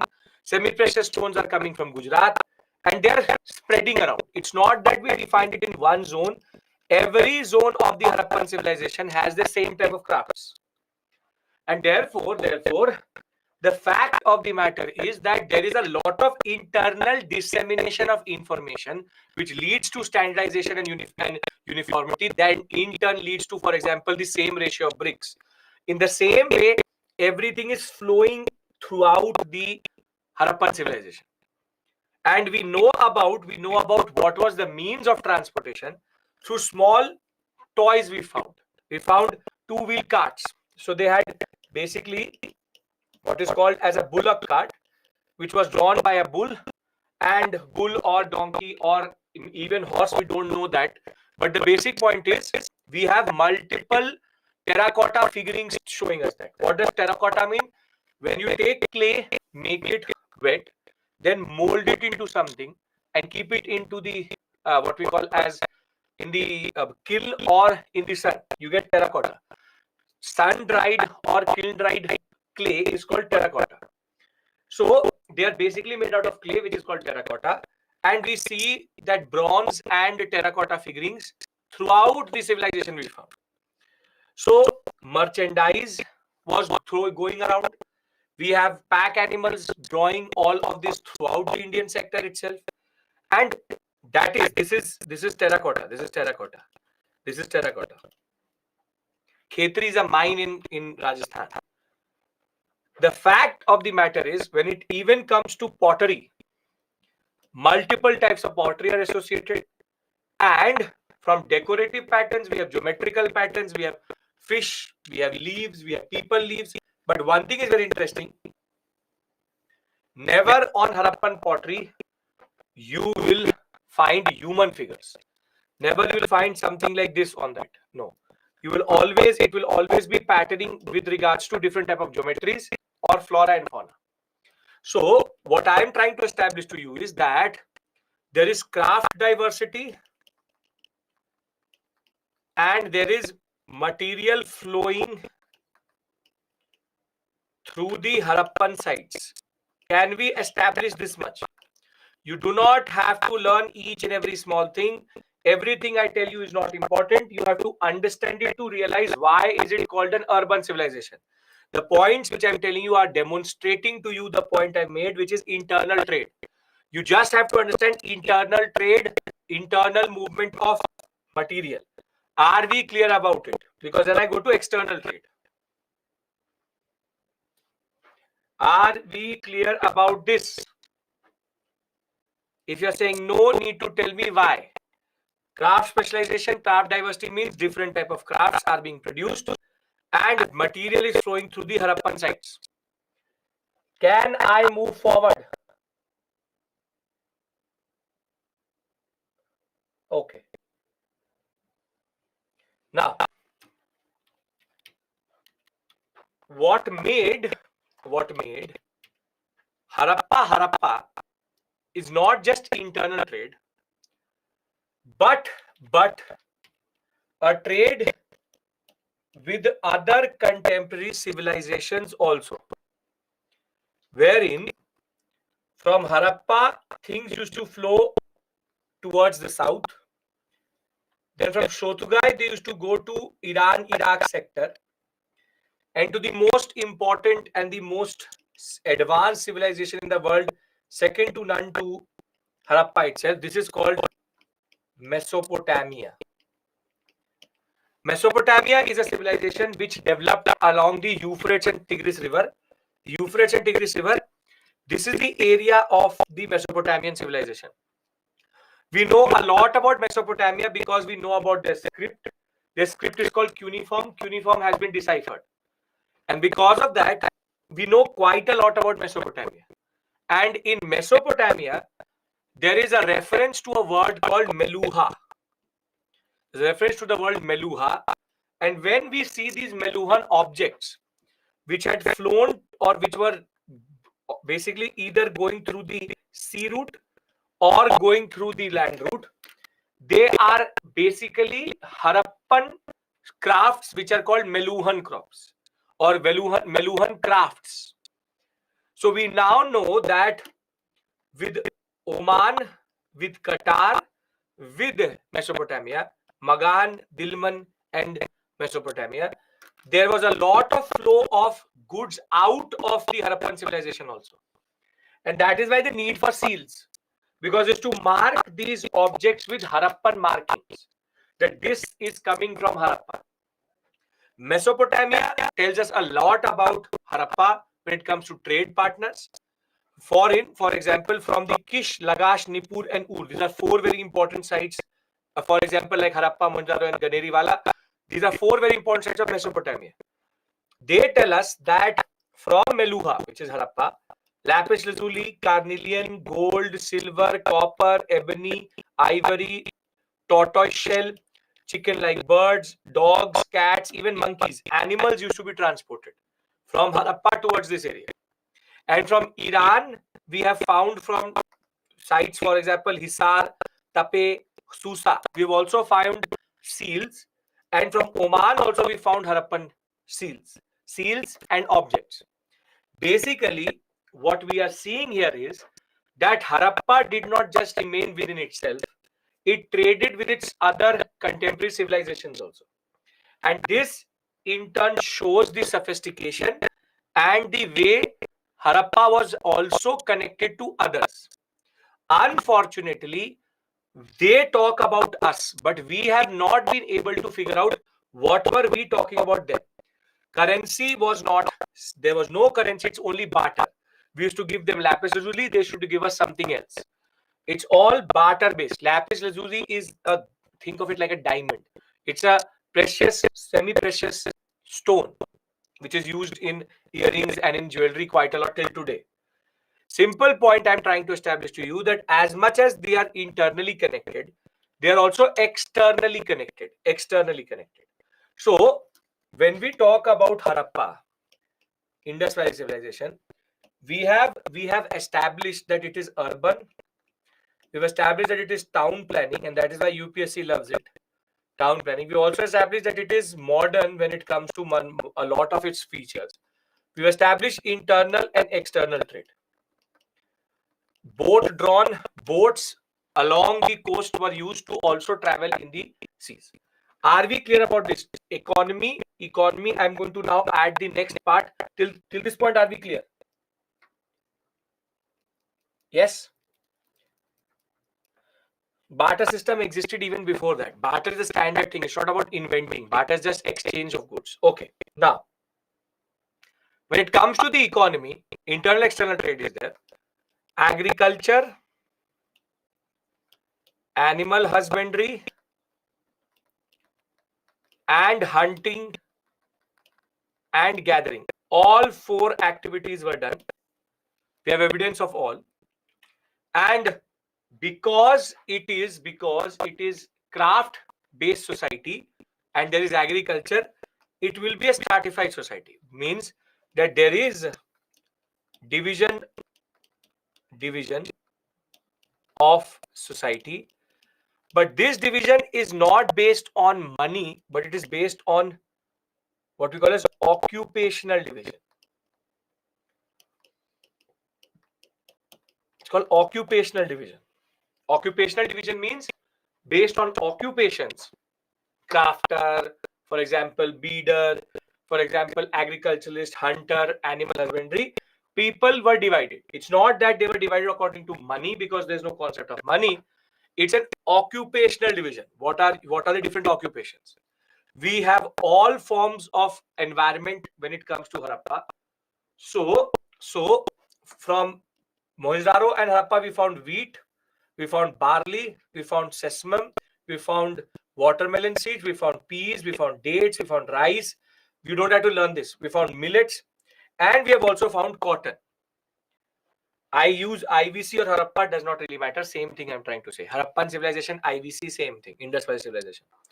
How Harappans came to know living in other regions? Because they started to move into that direction. Either they came to us or we went to them. That's a simple point. Everybody explores. Now, cotton was grown in the Neolithic period, and Mehergarh gave us a lot of evidence. But cotton cloth, for the first time, we find in Indus Valley civilization. You don't have to learn all of this. You just have to understand that there is, when it comes to crops, what is the conclusion which can come out from here? What is the conclusion which can come out of this discussion when it comes to crops? If Meluha culture resemble IVC, there's more facts to be known. Meluha is referring to IVC only. This means this is called multi-cropping. It's called crop diversity. Nobody is going to ask you, tell us the crops produced by the Harappans. No. If there's a statement which says that Harappans only produced wheat, is it a right statement? No. This is why I'm having this discussion with you. Not everything needs to be learned. Understand this point. It's about understanding how statement-based questions can be made. The simple point is, if it says only wheat and barley was known to Harappa, no, every different crop was known. So try to understand the purpose of the discussion. Nobody is going to ask you this. It is just the concept of telling you that how this civilization is so advanced. That's it. The wider connotation needs to be understood. Then we have plowed field having been found in Kalibangan, in Banavali, in Ropar, in Rakhigadi and Bawalpur. Irrigation was also there. So they were using artificial irrigation channels also. And different types of wild animals were also used by them. Again, don't learn this. Deer, pig, boar, sheep, goat, ass, pig. That doesn't matter. The simple point is I need to discuss two very important points with you. Religion, writing, and then decline and polity. These are two other topics which are left. Religion and polity is quite important. Religion and writing is important.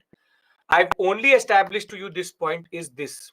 IVC discovery, IVC characteristics, IVC economy. Economy trade, economy agriculture, crop diversity. That's it. I've established these basic 4 facts to you. I'm basically going around showing you different aspects of Indus Valley civilization. Therefore, if there's a question which comes related to certain statements, you should be able to basically come to a conclusion that statement is correct or incorrect.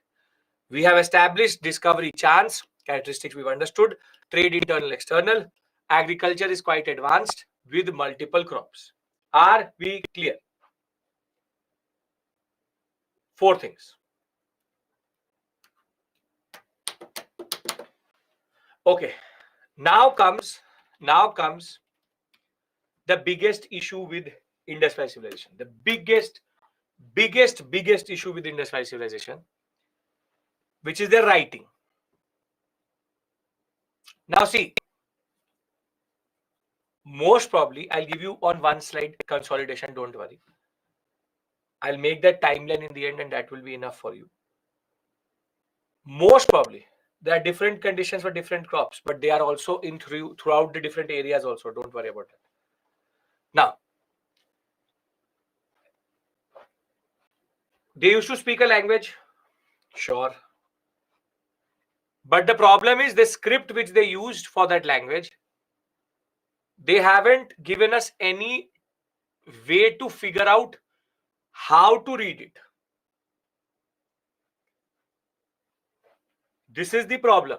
See, when I say APPLE, it means apple. A-P-P-L-L. I'm making certain sounds from my larynx. Bad. Now you know the meaning of this. That B means B, A means A, D means D. Now this is called language into script. language into script. And you can write different languages in different scripts. For example, nahi, nahi. This is Devanagari script. This is Roman script, but Hindi language. So you can see that I can write a language which is the phonetical system, which comes out of my mouth. This sound which you see can be written down in a certain way. Now, the unfortunate part of this story is that we don't know what these symbols actually mean. This is called the Dholavira signboard. Signboard. It's a very big signboard which was there, but we don't know what it says. And the problem is 400 to 450 alphabets.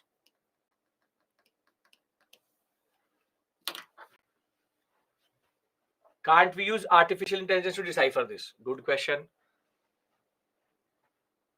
For the past 5 years, I've been hearing that IIT Delhi has a machine learning and AI program running to figure this out. अभी तक तो कुछ नहीं है.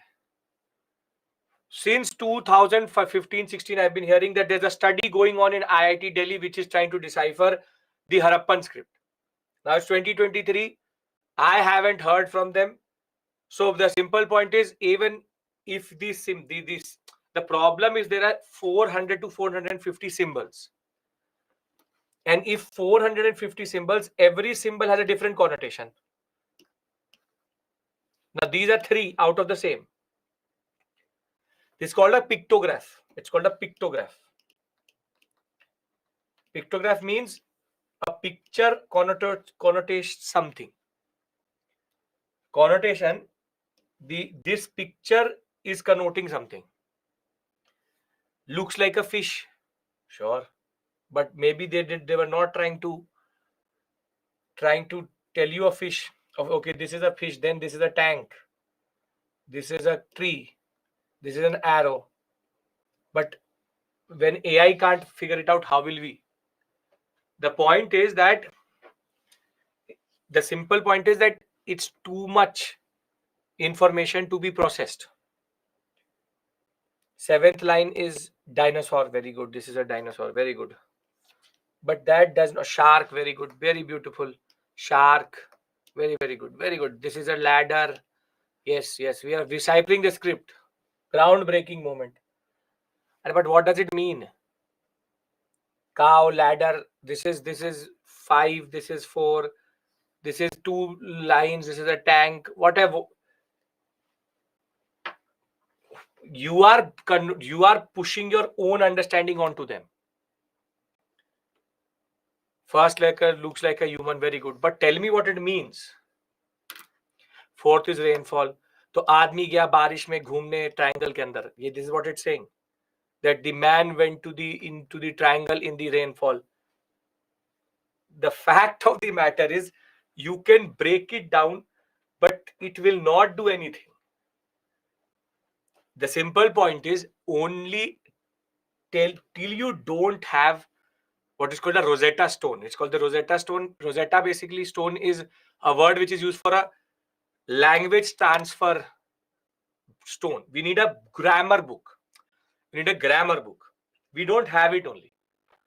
For example, cuneiform Rosetta Stone was found.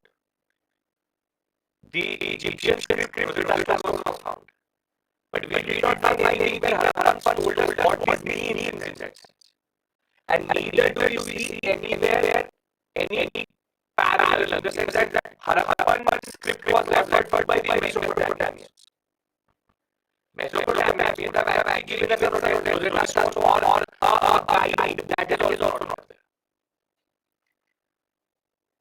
So unfortunately, writing, if it says in the examination, the Harappan script has the 5. The answer to the question is no.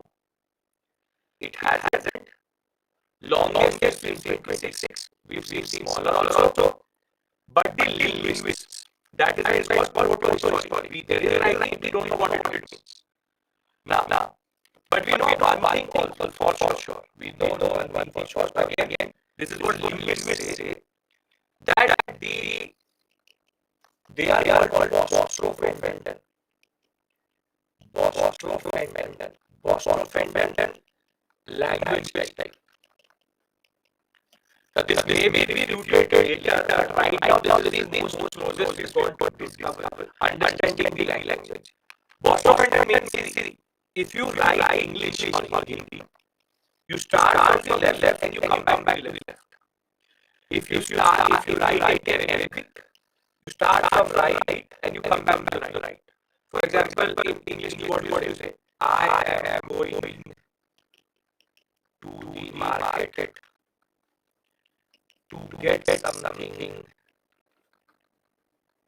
I will not get what you want. This and that. This is, you can see I'm going like this. I'm coming back to this point and then going like this, coming back to this point and going like this. Bostrophendon is a very interesting thing. It's consecutive left and right. They like this. I am going to the market to get something. I will not get what you want. So please do not disturb me.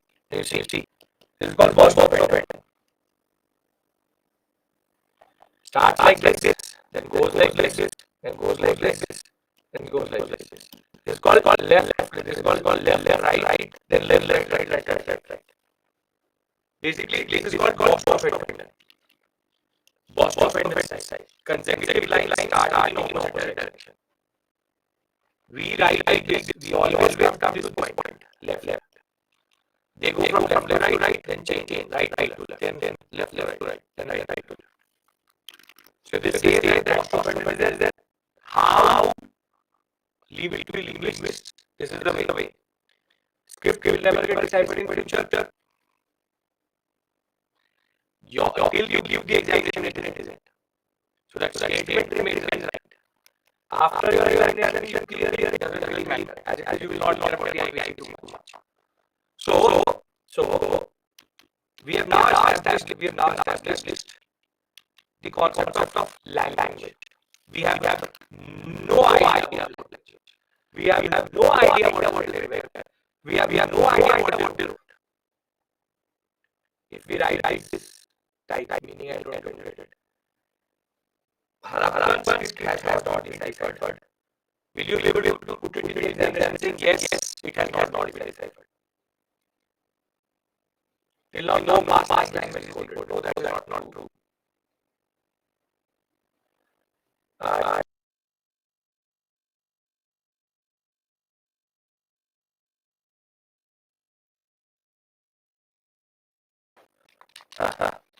So, Bostrophendon we are talking about.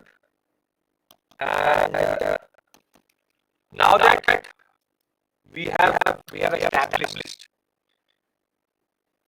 Bostrophendon means left, right, consecutively in different directions. We have established trade, agriculture, characteristics, and directional understanding of geography or discovery. And now we understand right also. Now we come to the most important discussion, which is religion. We all are clear about this small issue. Mostly they really have, but why not? Okay. Great. Now,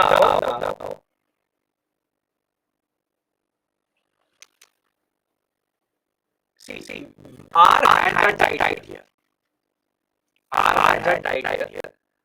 Because when you have language, you get to know a lot of things.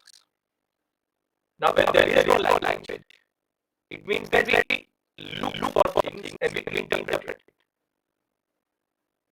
Now, when it comes to religion, the word which is used for interpretation is called naturalistic religion. Naturalistic means that they worship nature as gods or goddesses. Meaning that sun comes up, I'm scared of the sun. I'm scared of the sun. So sun, moon, the forests, trees, water, fire, these are supernatural things. These are supernatural things. And when there are supernatural things, they tend to be seen as godly. So the reason why great path is there is because there is water worship. The reason why fire altars is there because there is fire worship. We have people tree worship, animals and tree, which is meaning that animals and plants worship as gods, which I believe we also need to do today. We also do it today. We actually do the same thing. Kumbhela, Ganga Snan, water worship, Havan Kund, Havan, fire worship. We worship Agni, we worship Surya, the whole, we worship Tulsi, we worship people. We do it. The concept of sacred groves, what the tribals do. The fact is, it's not that naturalism is not part of our religion. The fact of the matter is that religion is something which is related to animals. We worship the cow, we worship animals, we worship a lot of things. And this is not something new that naturalism is even part of Islam today. But then it's not, there are no temples which we found. So there are no institutions of worship. But what we have found are figurines. These are called figures. This is called the famous mother goddess figure.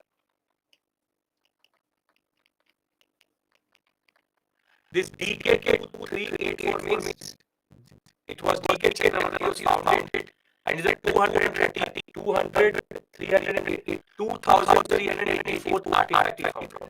So stop doing that. You will not get anything or not decoding something new. So the mother goddess figure has been found. And we've also found something, this is called the famous Pashupati Sisi. It's called the famous Pasupati Sisi. Now, this confirms to us that male and female god and goddesses are there. And what we also get to know is that they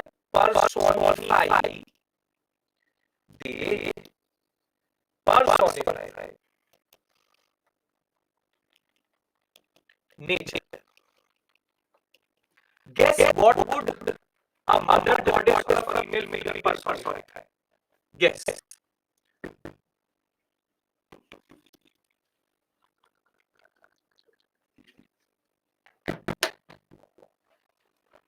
Very good. Atira, very good. Namrama, very good. Vivek, very good. Kirtana, great. Sonia, very good. Shipra, Sasi, beautiful. Okay. Fertility. This was the personification of land and its fertility. And that is why we have seen that we have found these figures under the surface of the cloud field. We do Bhumi Puja. Do we do Bhumi Puja? Which is called the puja or the worship of the land god before we do something. It's called Bhumi Puja. This is exactly Bhumi Puja, wherein they put these figures into the ground saying that mother goddess give us a certain amount of harvest. Mother goddesses figure ironically are not just available in Indian civilization. It's found everywhere, from Egypt to Mesopotamia to any civilization you go. Somehow, women are always associated with the fertility of this soil. But what is more interesting is this one, Pashupati. The Pashupati itself means that this is a story of animal husbandry. Animal husbandry.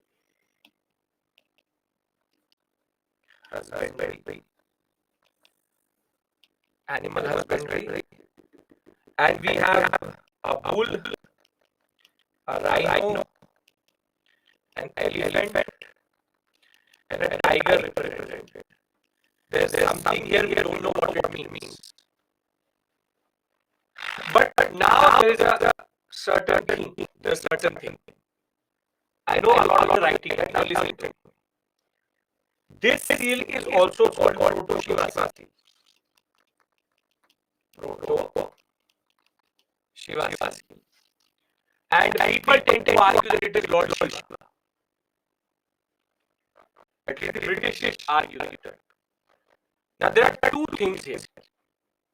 One is what you need to remember for the examination. And the other is something which I can tell you, but you have to promise that you don't distort your understanding. For the purpose of the examination, this is called Proto-Shiva seal. Pashupati seal.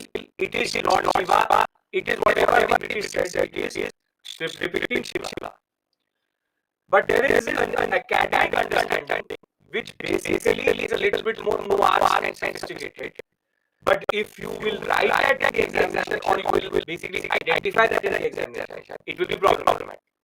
So I only tell you that if you say that you will only listen to it for general knowledge, but not use it in the examination. That is a promise you have to make, because if you start to say Proto-Shiva seal was found, correct statement, it is correct. Incorrect through certain understanding. Okay. So you are saying that you will not distort your understanding. Okay. Now, first tell me.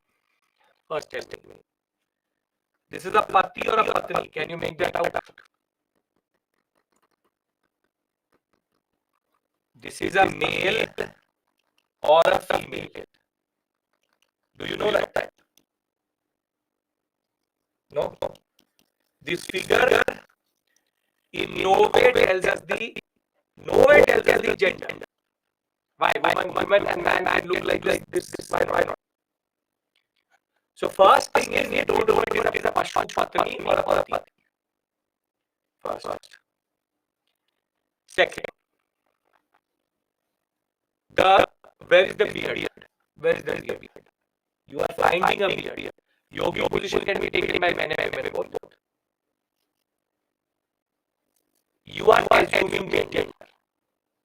You are looking for what you want to look for. If you want to see a man here, you will see a man. If you want to see a woman here, you will see a woman. We have no indication that it is a man or a woman. Okay. Second. The idea of Shiva, Shakti, Adi Shakti, whatever you are writing here, Ardhanareshwar, whatever you are writing, they have nothing to do with IC. They don't have long hair. Why women can't have short hair? Try to understand this point. Shiva, Shakti, these are called Puranic Hinduistic gods. I will tell you this. Hinduism came in a more pure form and early form that is called Vedic Brahmanism. Its origin is in the Vedic period through the Rig Veda, not even the Rig Veda, the later Vedic, which is Sam Veda, Veda. And even in the Vedas, Lord Shiva and Vishnu are not there. Who are there is Rudra, Indra, what we call Varun, Agni.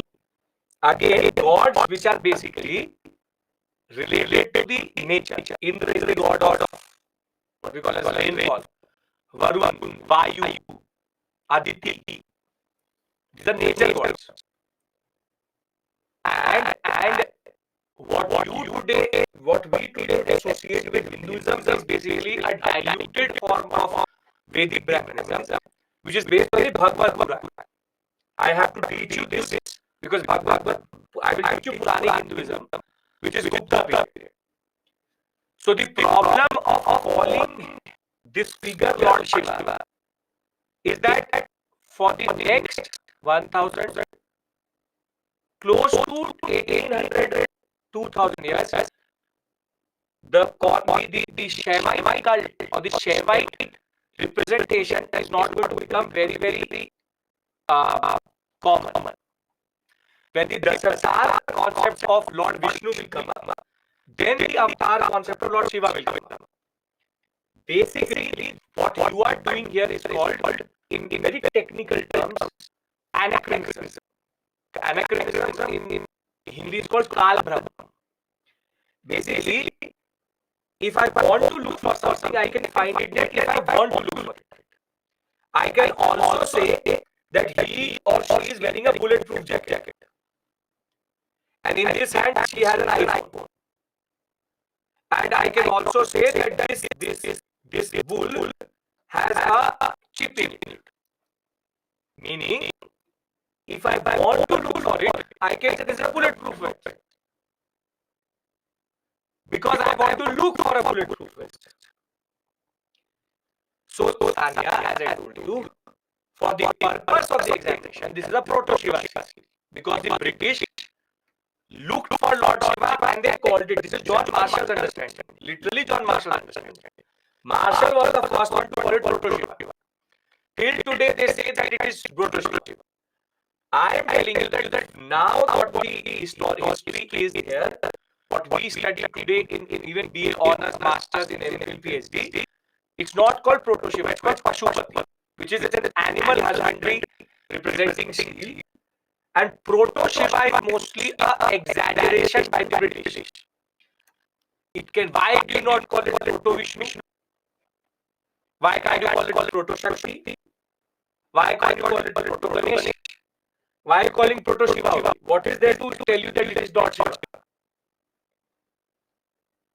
Understand this point. What you look for, you find. So Pashupati is proto-Shiva according to standard understanding. Every book will say it, every NCERT will say it, but not academic books will say it. So in history, because I don't know what this thing says. If today this says, what if it says random person? Then what? Bull and Nandi, okay, then what? Tiger, you will say Shakti. Then elephant, you is Lord Ganesh. Then rhino, what? In the examination, you write Pashupati seal and you write proto-Shiva. I told you this information should not automatically distort your level of examination, level of understanding. For the purpose of the examination, this is proto-Shiva as the British told us. The British have distorted a lot of things. Another revelation I will tell you later for something which you take for granted even till today. That I will tell you in medieval India. Because one movie has been not based on husband and wife, but actually on father-in-law and daughter-in-law. And that is also a British distortion. Things happen because the British did it. This is called proto-Shiva according to proto-Shiva. That is it. So, for the purpose of the examination, male and female goddesses have been found. Pashupati seal is representative of yogic and linga position itself. It is called proto-Shiva. We have animal worship, we have water worship, we have no temples. Are we clear about this? Why Britishers told us that? Because that is what they wanted to see here. Can't expect a Britisher to be too too knowledgeable about religion. Is religion clear? Naturalistic, male and female goddesses, no temple, and Proto-Shiva seal, mother goddess figures. Is everybody clear about it? Yes. Okay, great. Why is it written DK23? That is the artifact. Okay. How do we conclude that fire was worshipped? Because in Kalibangan, fire was placed in all strategic places, and there are things being found around the fire altar. Our thing is still today related. See, if you start to do that, you will deconstruct the whole of history. You and me call what? This is what? This is what? This is what? What is this? This is a pen. But after 1 lakh years, they would not call it a pen. So we are doing what we're trying to do for. That is the basic point. This is the basic point. What gave them Pashupati? Pashu means animal, Pati means husbandry. Pashupati, animal husbandry. That's a more apt way of saying it, because yes, there is animal husbandry. Okay. Same is true for Mesopotamia, but Mesopotamia, because we have script, we know. Same is true for Egypt. Same is true for every civilization. Wherever writing has not been figured out or only archaeological sources are there, it could be anything. Okay. Because unfortunately, see, I'll give you a very simple example. In 1950 and in 1960, making a video was not a career. So today, if you bring back Pandit Nehru and Patel and show them that TikTok, Moj and Mohe Mohe, they will say, what are they doing? Because according to them, this is absurd. According to them, this is absurd. In the past 20 years, making random videos and dancing in public was actually not a career. Because there is too much unemployment, we started to do it. So the point is, with time, perception changes. Go and say to your parents that I want to full-time make videos, and my video is going to be that I will dance in public places. They will literally take out the downs out of you. But maybe 4 generations forward, UPSC will know, nobody will do UPSC, everybody will make video only, TikTok. So with time, perception changes. That's a standard thing. That's a standard thing. For the purpose, we call it Pashupati seal, Proto-Shiva seal. Perfect. Okay. Sir, is history repeat? They're asking me, does history repeat itself? Sure.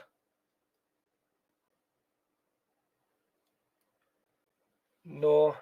There was no religion in Mesopotamia. Religion in Mesopotamia was very elaborate. They have proper temples. They have proper goddesses. They're all defined quite well. Mesopotamia is much more advanced, much better known in that sense. Not advanced, but much better known. Okay. Can I talk about polity and then talk about the decline?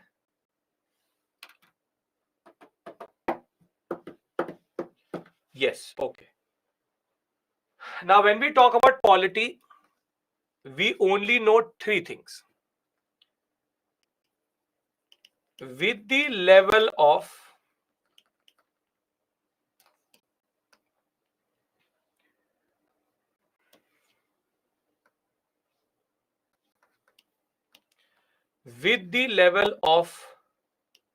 specialization, uniformity, and standardization,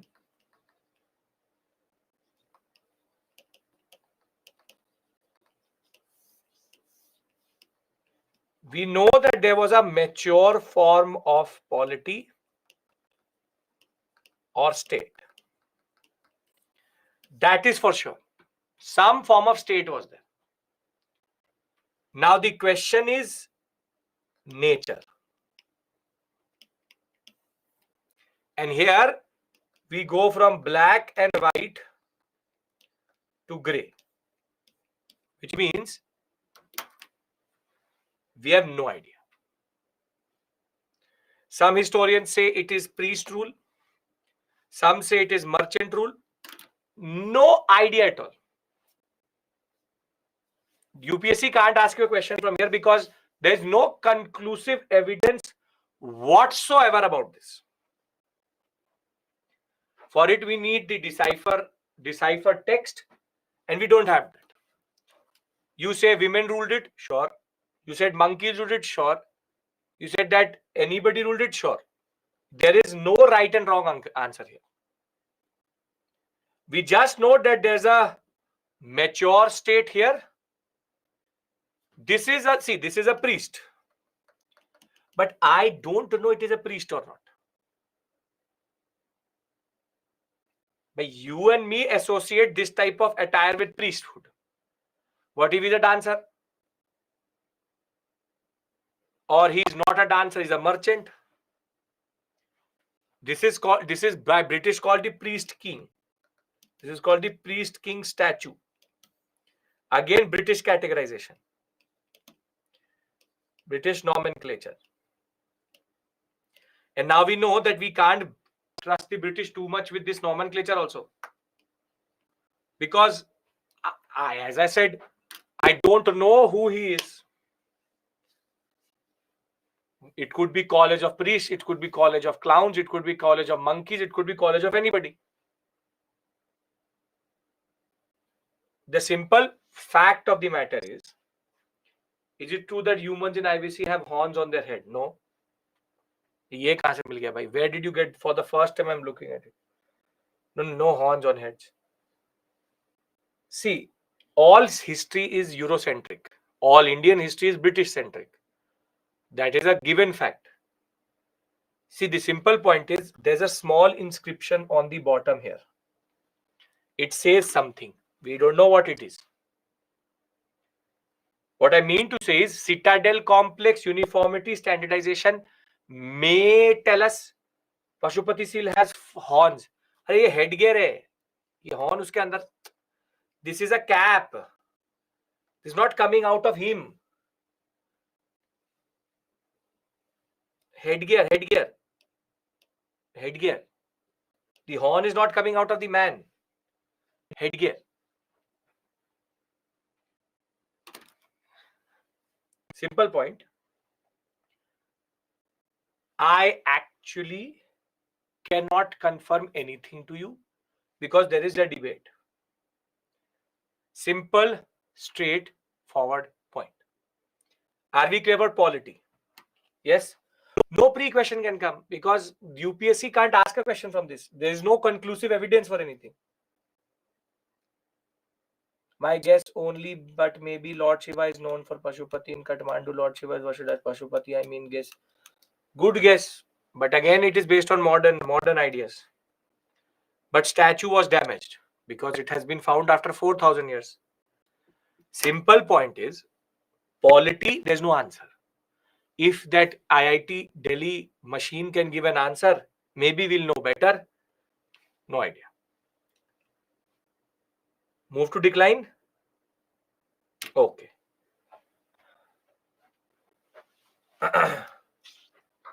Karaku, time का बड़ा पक्का है तू, हाँ?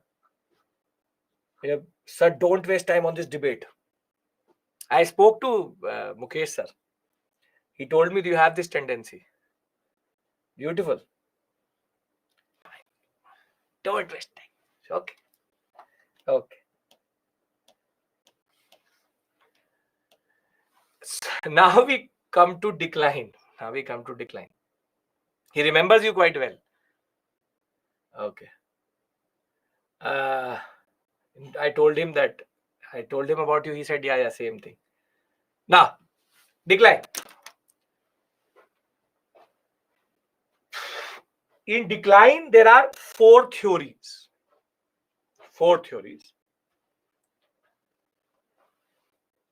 And the four theories, there's one which is considered very famous and was made famous by a person called John Marshall.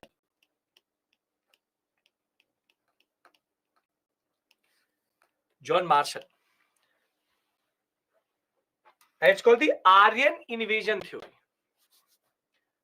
Now tomorrow, first thing what I teach you is the concept of Aryan. Yeah, this is also a gray part. Is the Aryan. Yes, Shargun, I can see your comments.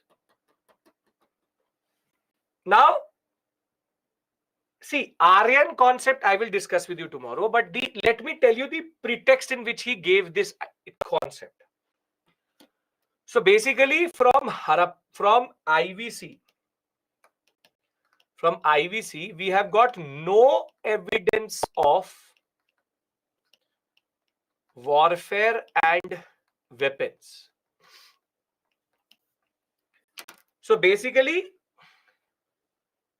John Marshall excavated a site near Harappa where 26 dead bodies were buried together, and on those dead bodies there were arrow marks, or what we call as in the skeleton, arrows were embedded.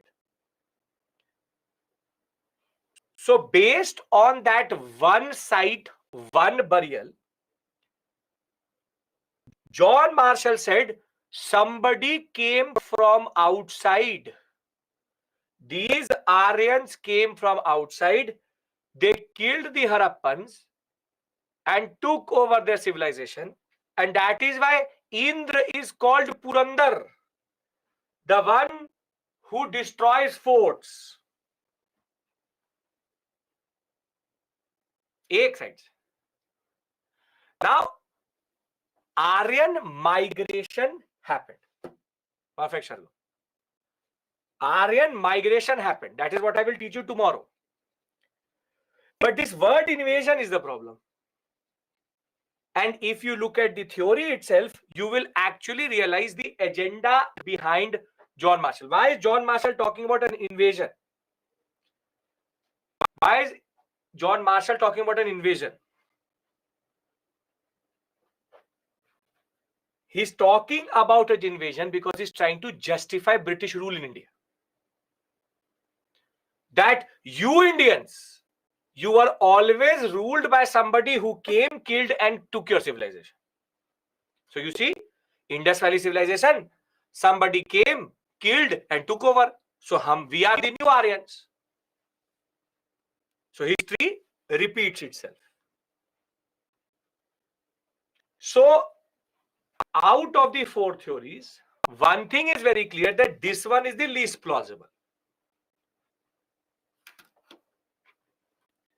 Because this is John Marshall's agenda. This is a proper agenda. Agenda to justify British rule. That we the British, we are no different. We also came, we killed all of you, and now we are ruling. See, this happens every time.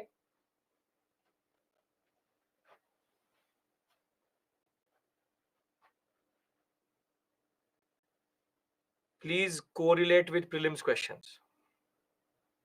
I'll do that. So the first theory automatically gets more or less rejected. But Aryan migration is the first topic we do tomorrow. And I will tell you what this Aryan concept is. But what seems to be more plausible are the next three. One is called flooding and hydrological issues.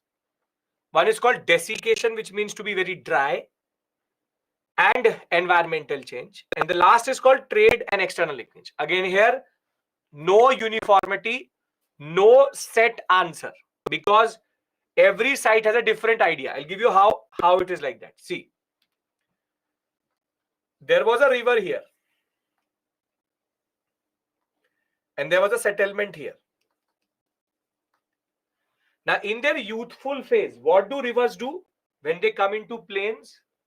In their youthful phase, when they come into the plains, what do they do? Very good. They meander. They meander. Meandering means they move around. Now imagine there was one site here and there was one site here. this river meandered to this point. Now what will happen is this will see a lot of dryness because water resource has gone, and this will say flooding.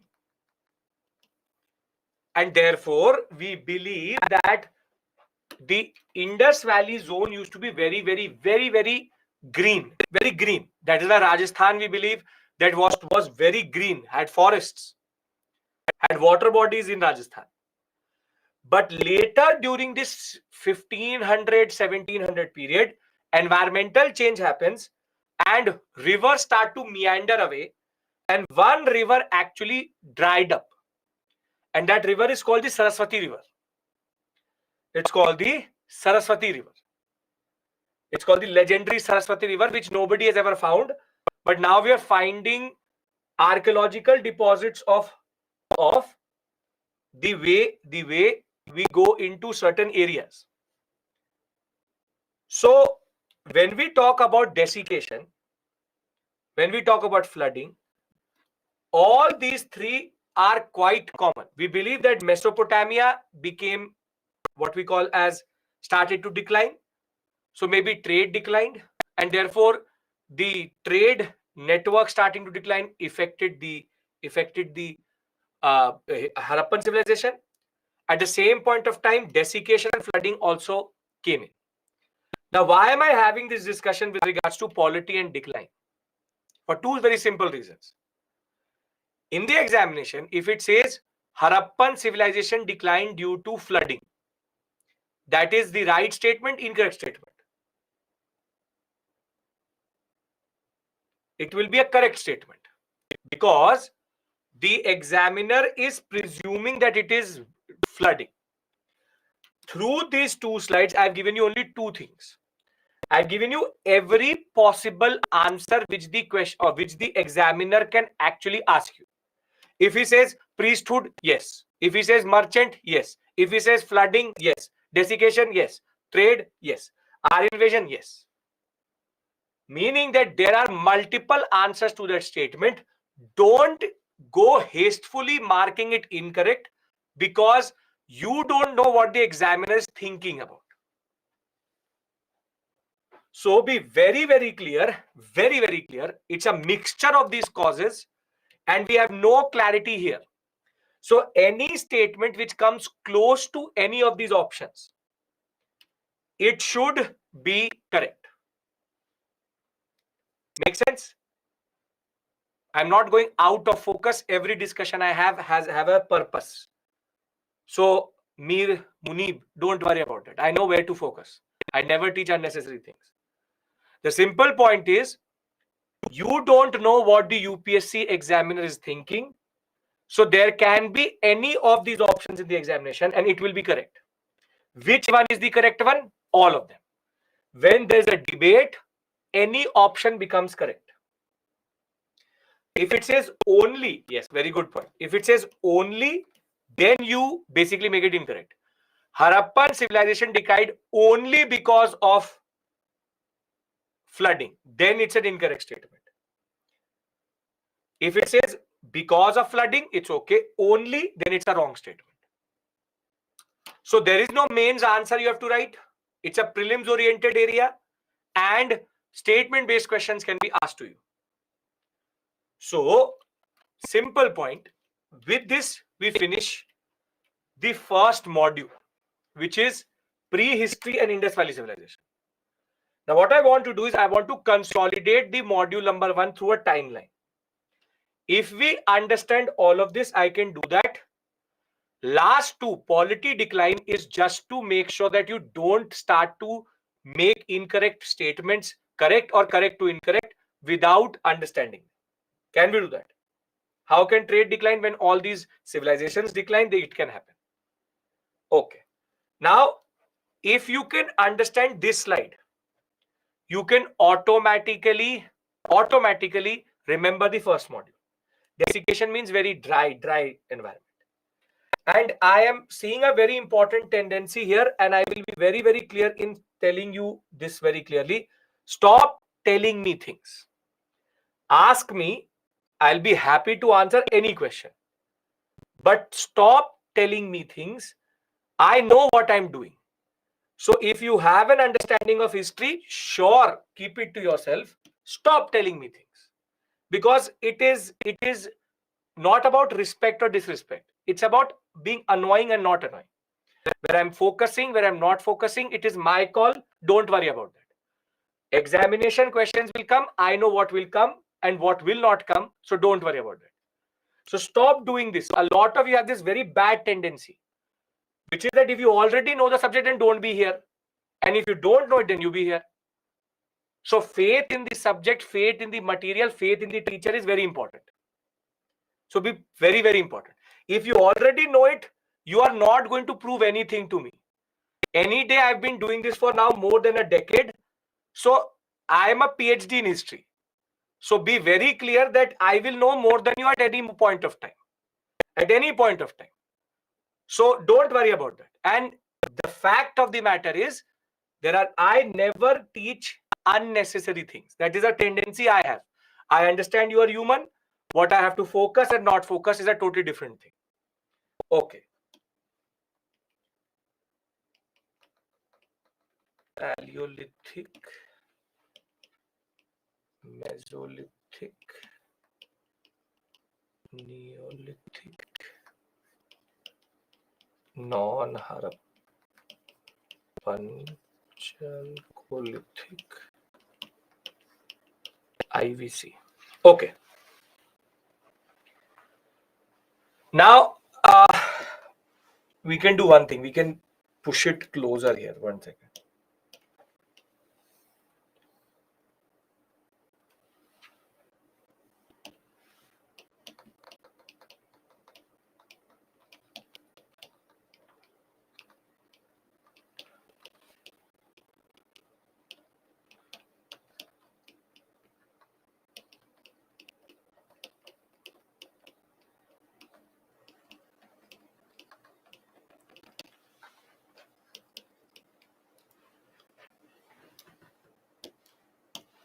Okay. No state, early state formation, early state formation. You see how I am writing it down? This is how you remember. Mature state, nature, not known. Nature, we don't know. Thereafter, Munib, you have to be more specific. You're telling me camera focus, you're talking about your writing, you're going out of focus. No economy, no economy, no economy, rural agricultural sites, internal and external trade. We have hunting, gathering, and you are seeing I am moving laterally because I am looking at them in a way of evolutionary understanding. Hunting, gathering, animal husbandry, which is domestication,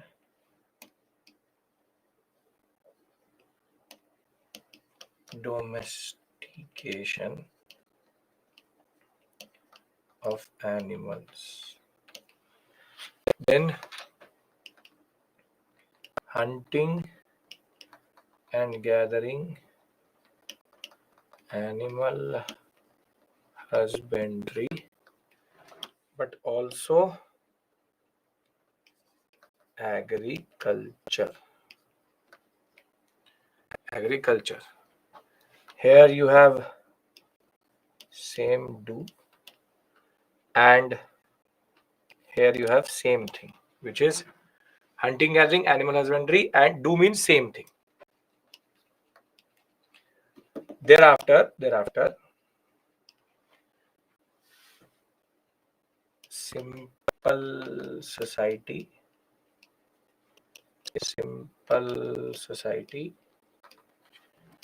complex society, complex society, complex society. And you would see in certain books it will say patriarchal society, women were this, women were that.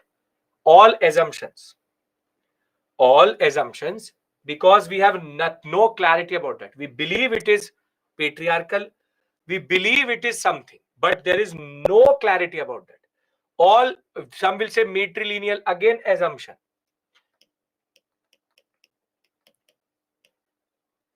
Occupational differentiation. Stratified means complex only. Stratified means stratified layers. Stratified. Now one thing about them is no currency, no currency, no currency, no currency, no currency, no currency. They are rural cultures, but herein comes, we don't have specificities. No, again, this is a town urbanized, first urbanization, town planning, water management, standardization, uniformity, and crop diversity.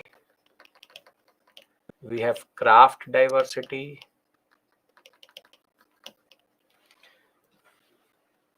And let's talk about religion then. Okay, one thing. Fire, microliths, agricultural tools, agri-tools.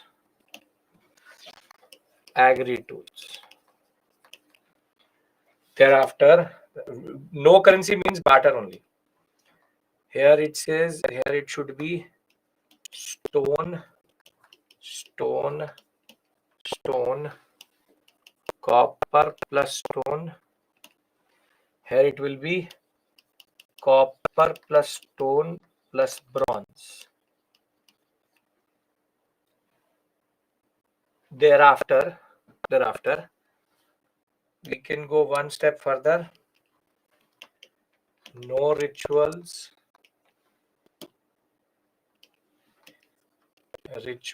and burials, rituals and burials, rituals and burials.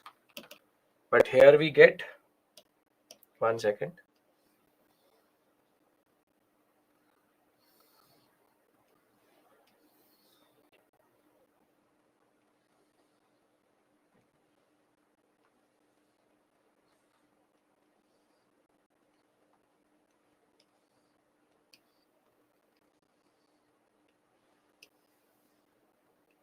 Okay, and we have to go for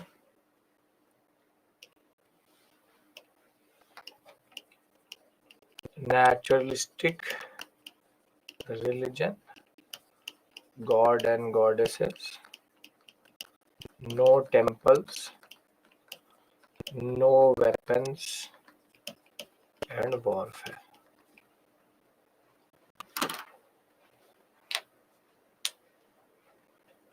Any other aspect we want to add? See, this is called consolidation.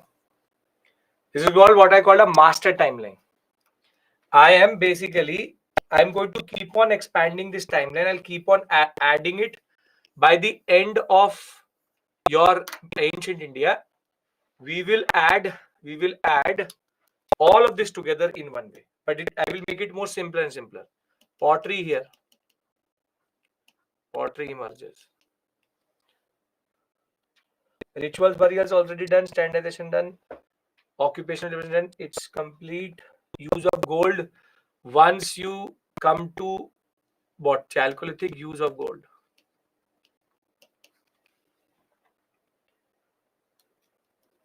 So we believe that they had rituals and burials. See, seals don't add micro topic. Trade I've already done, internal, external. The more detail you'll add it, the bigger it will become and more complicated it will become.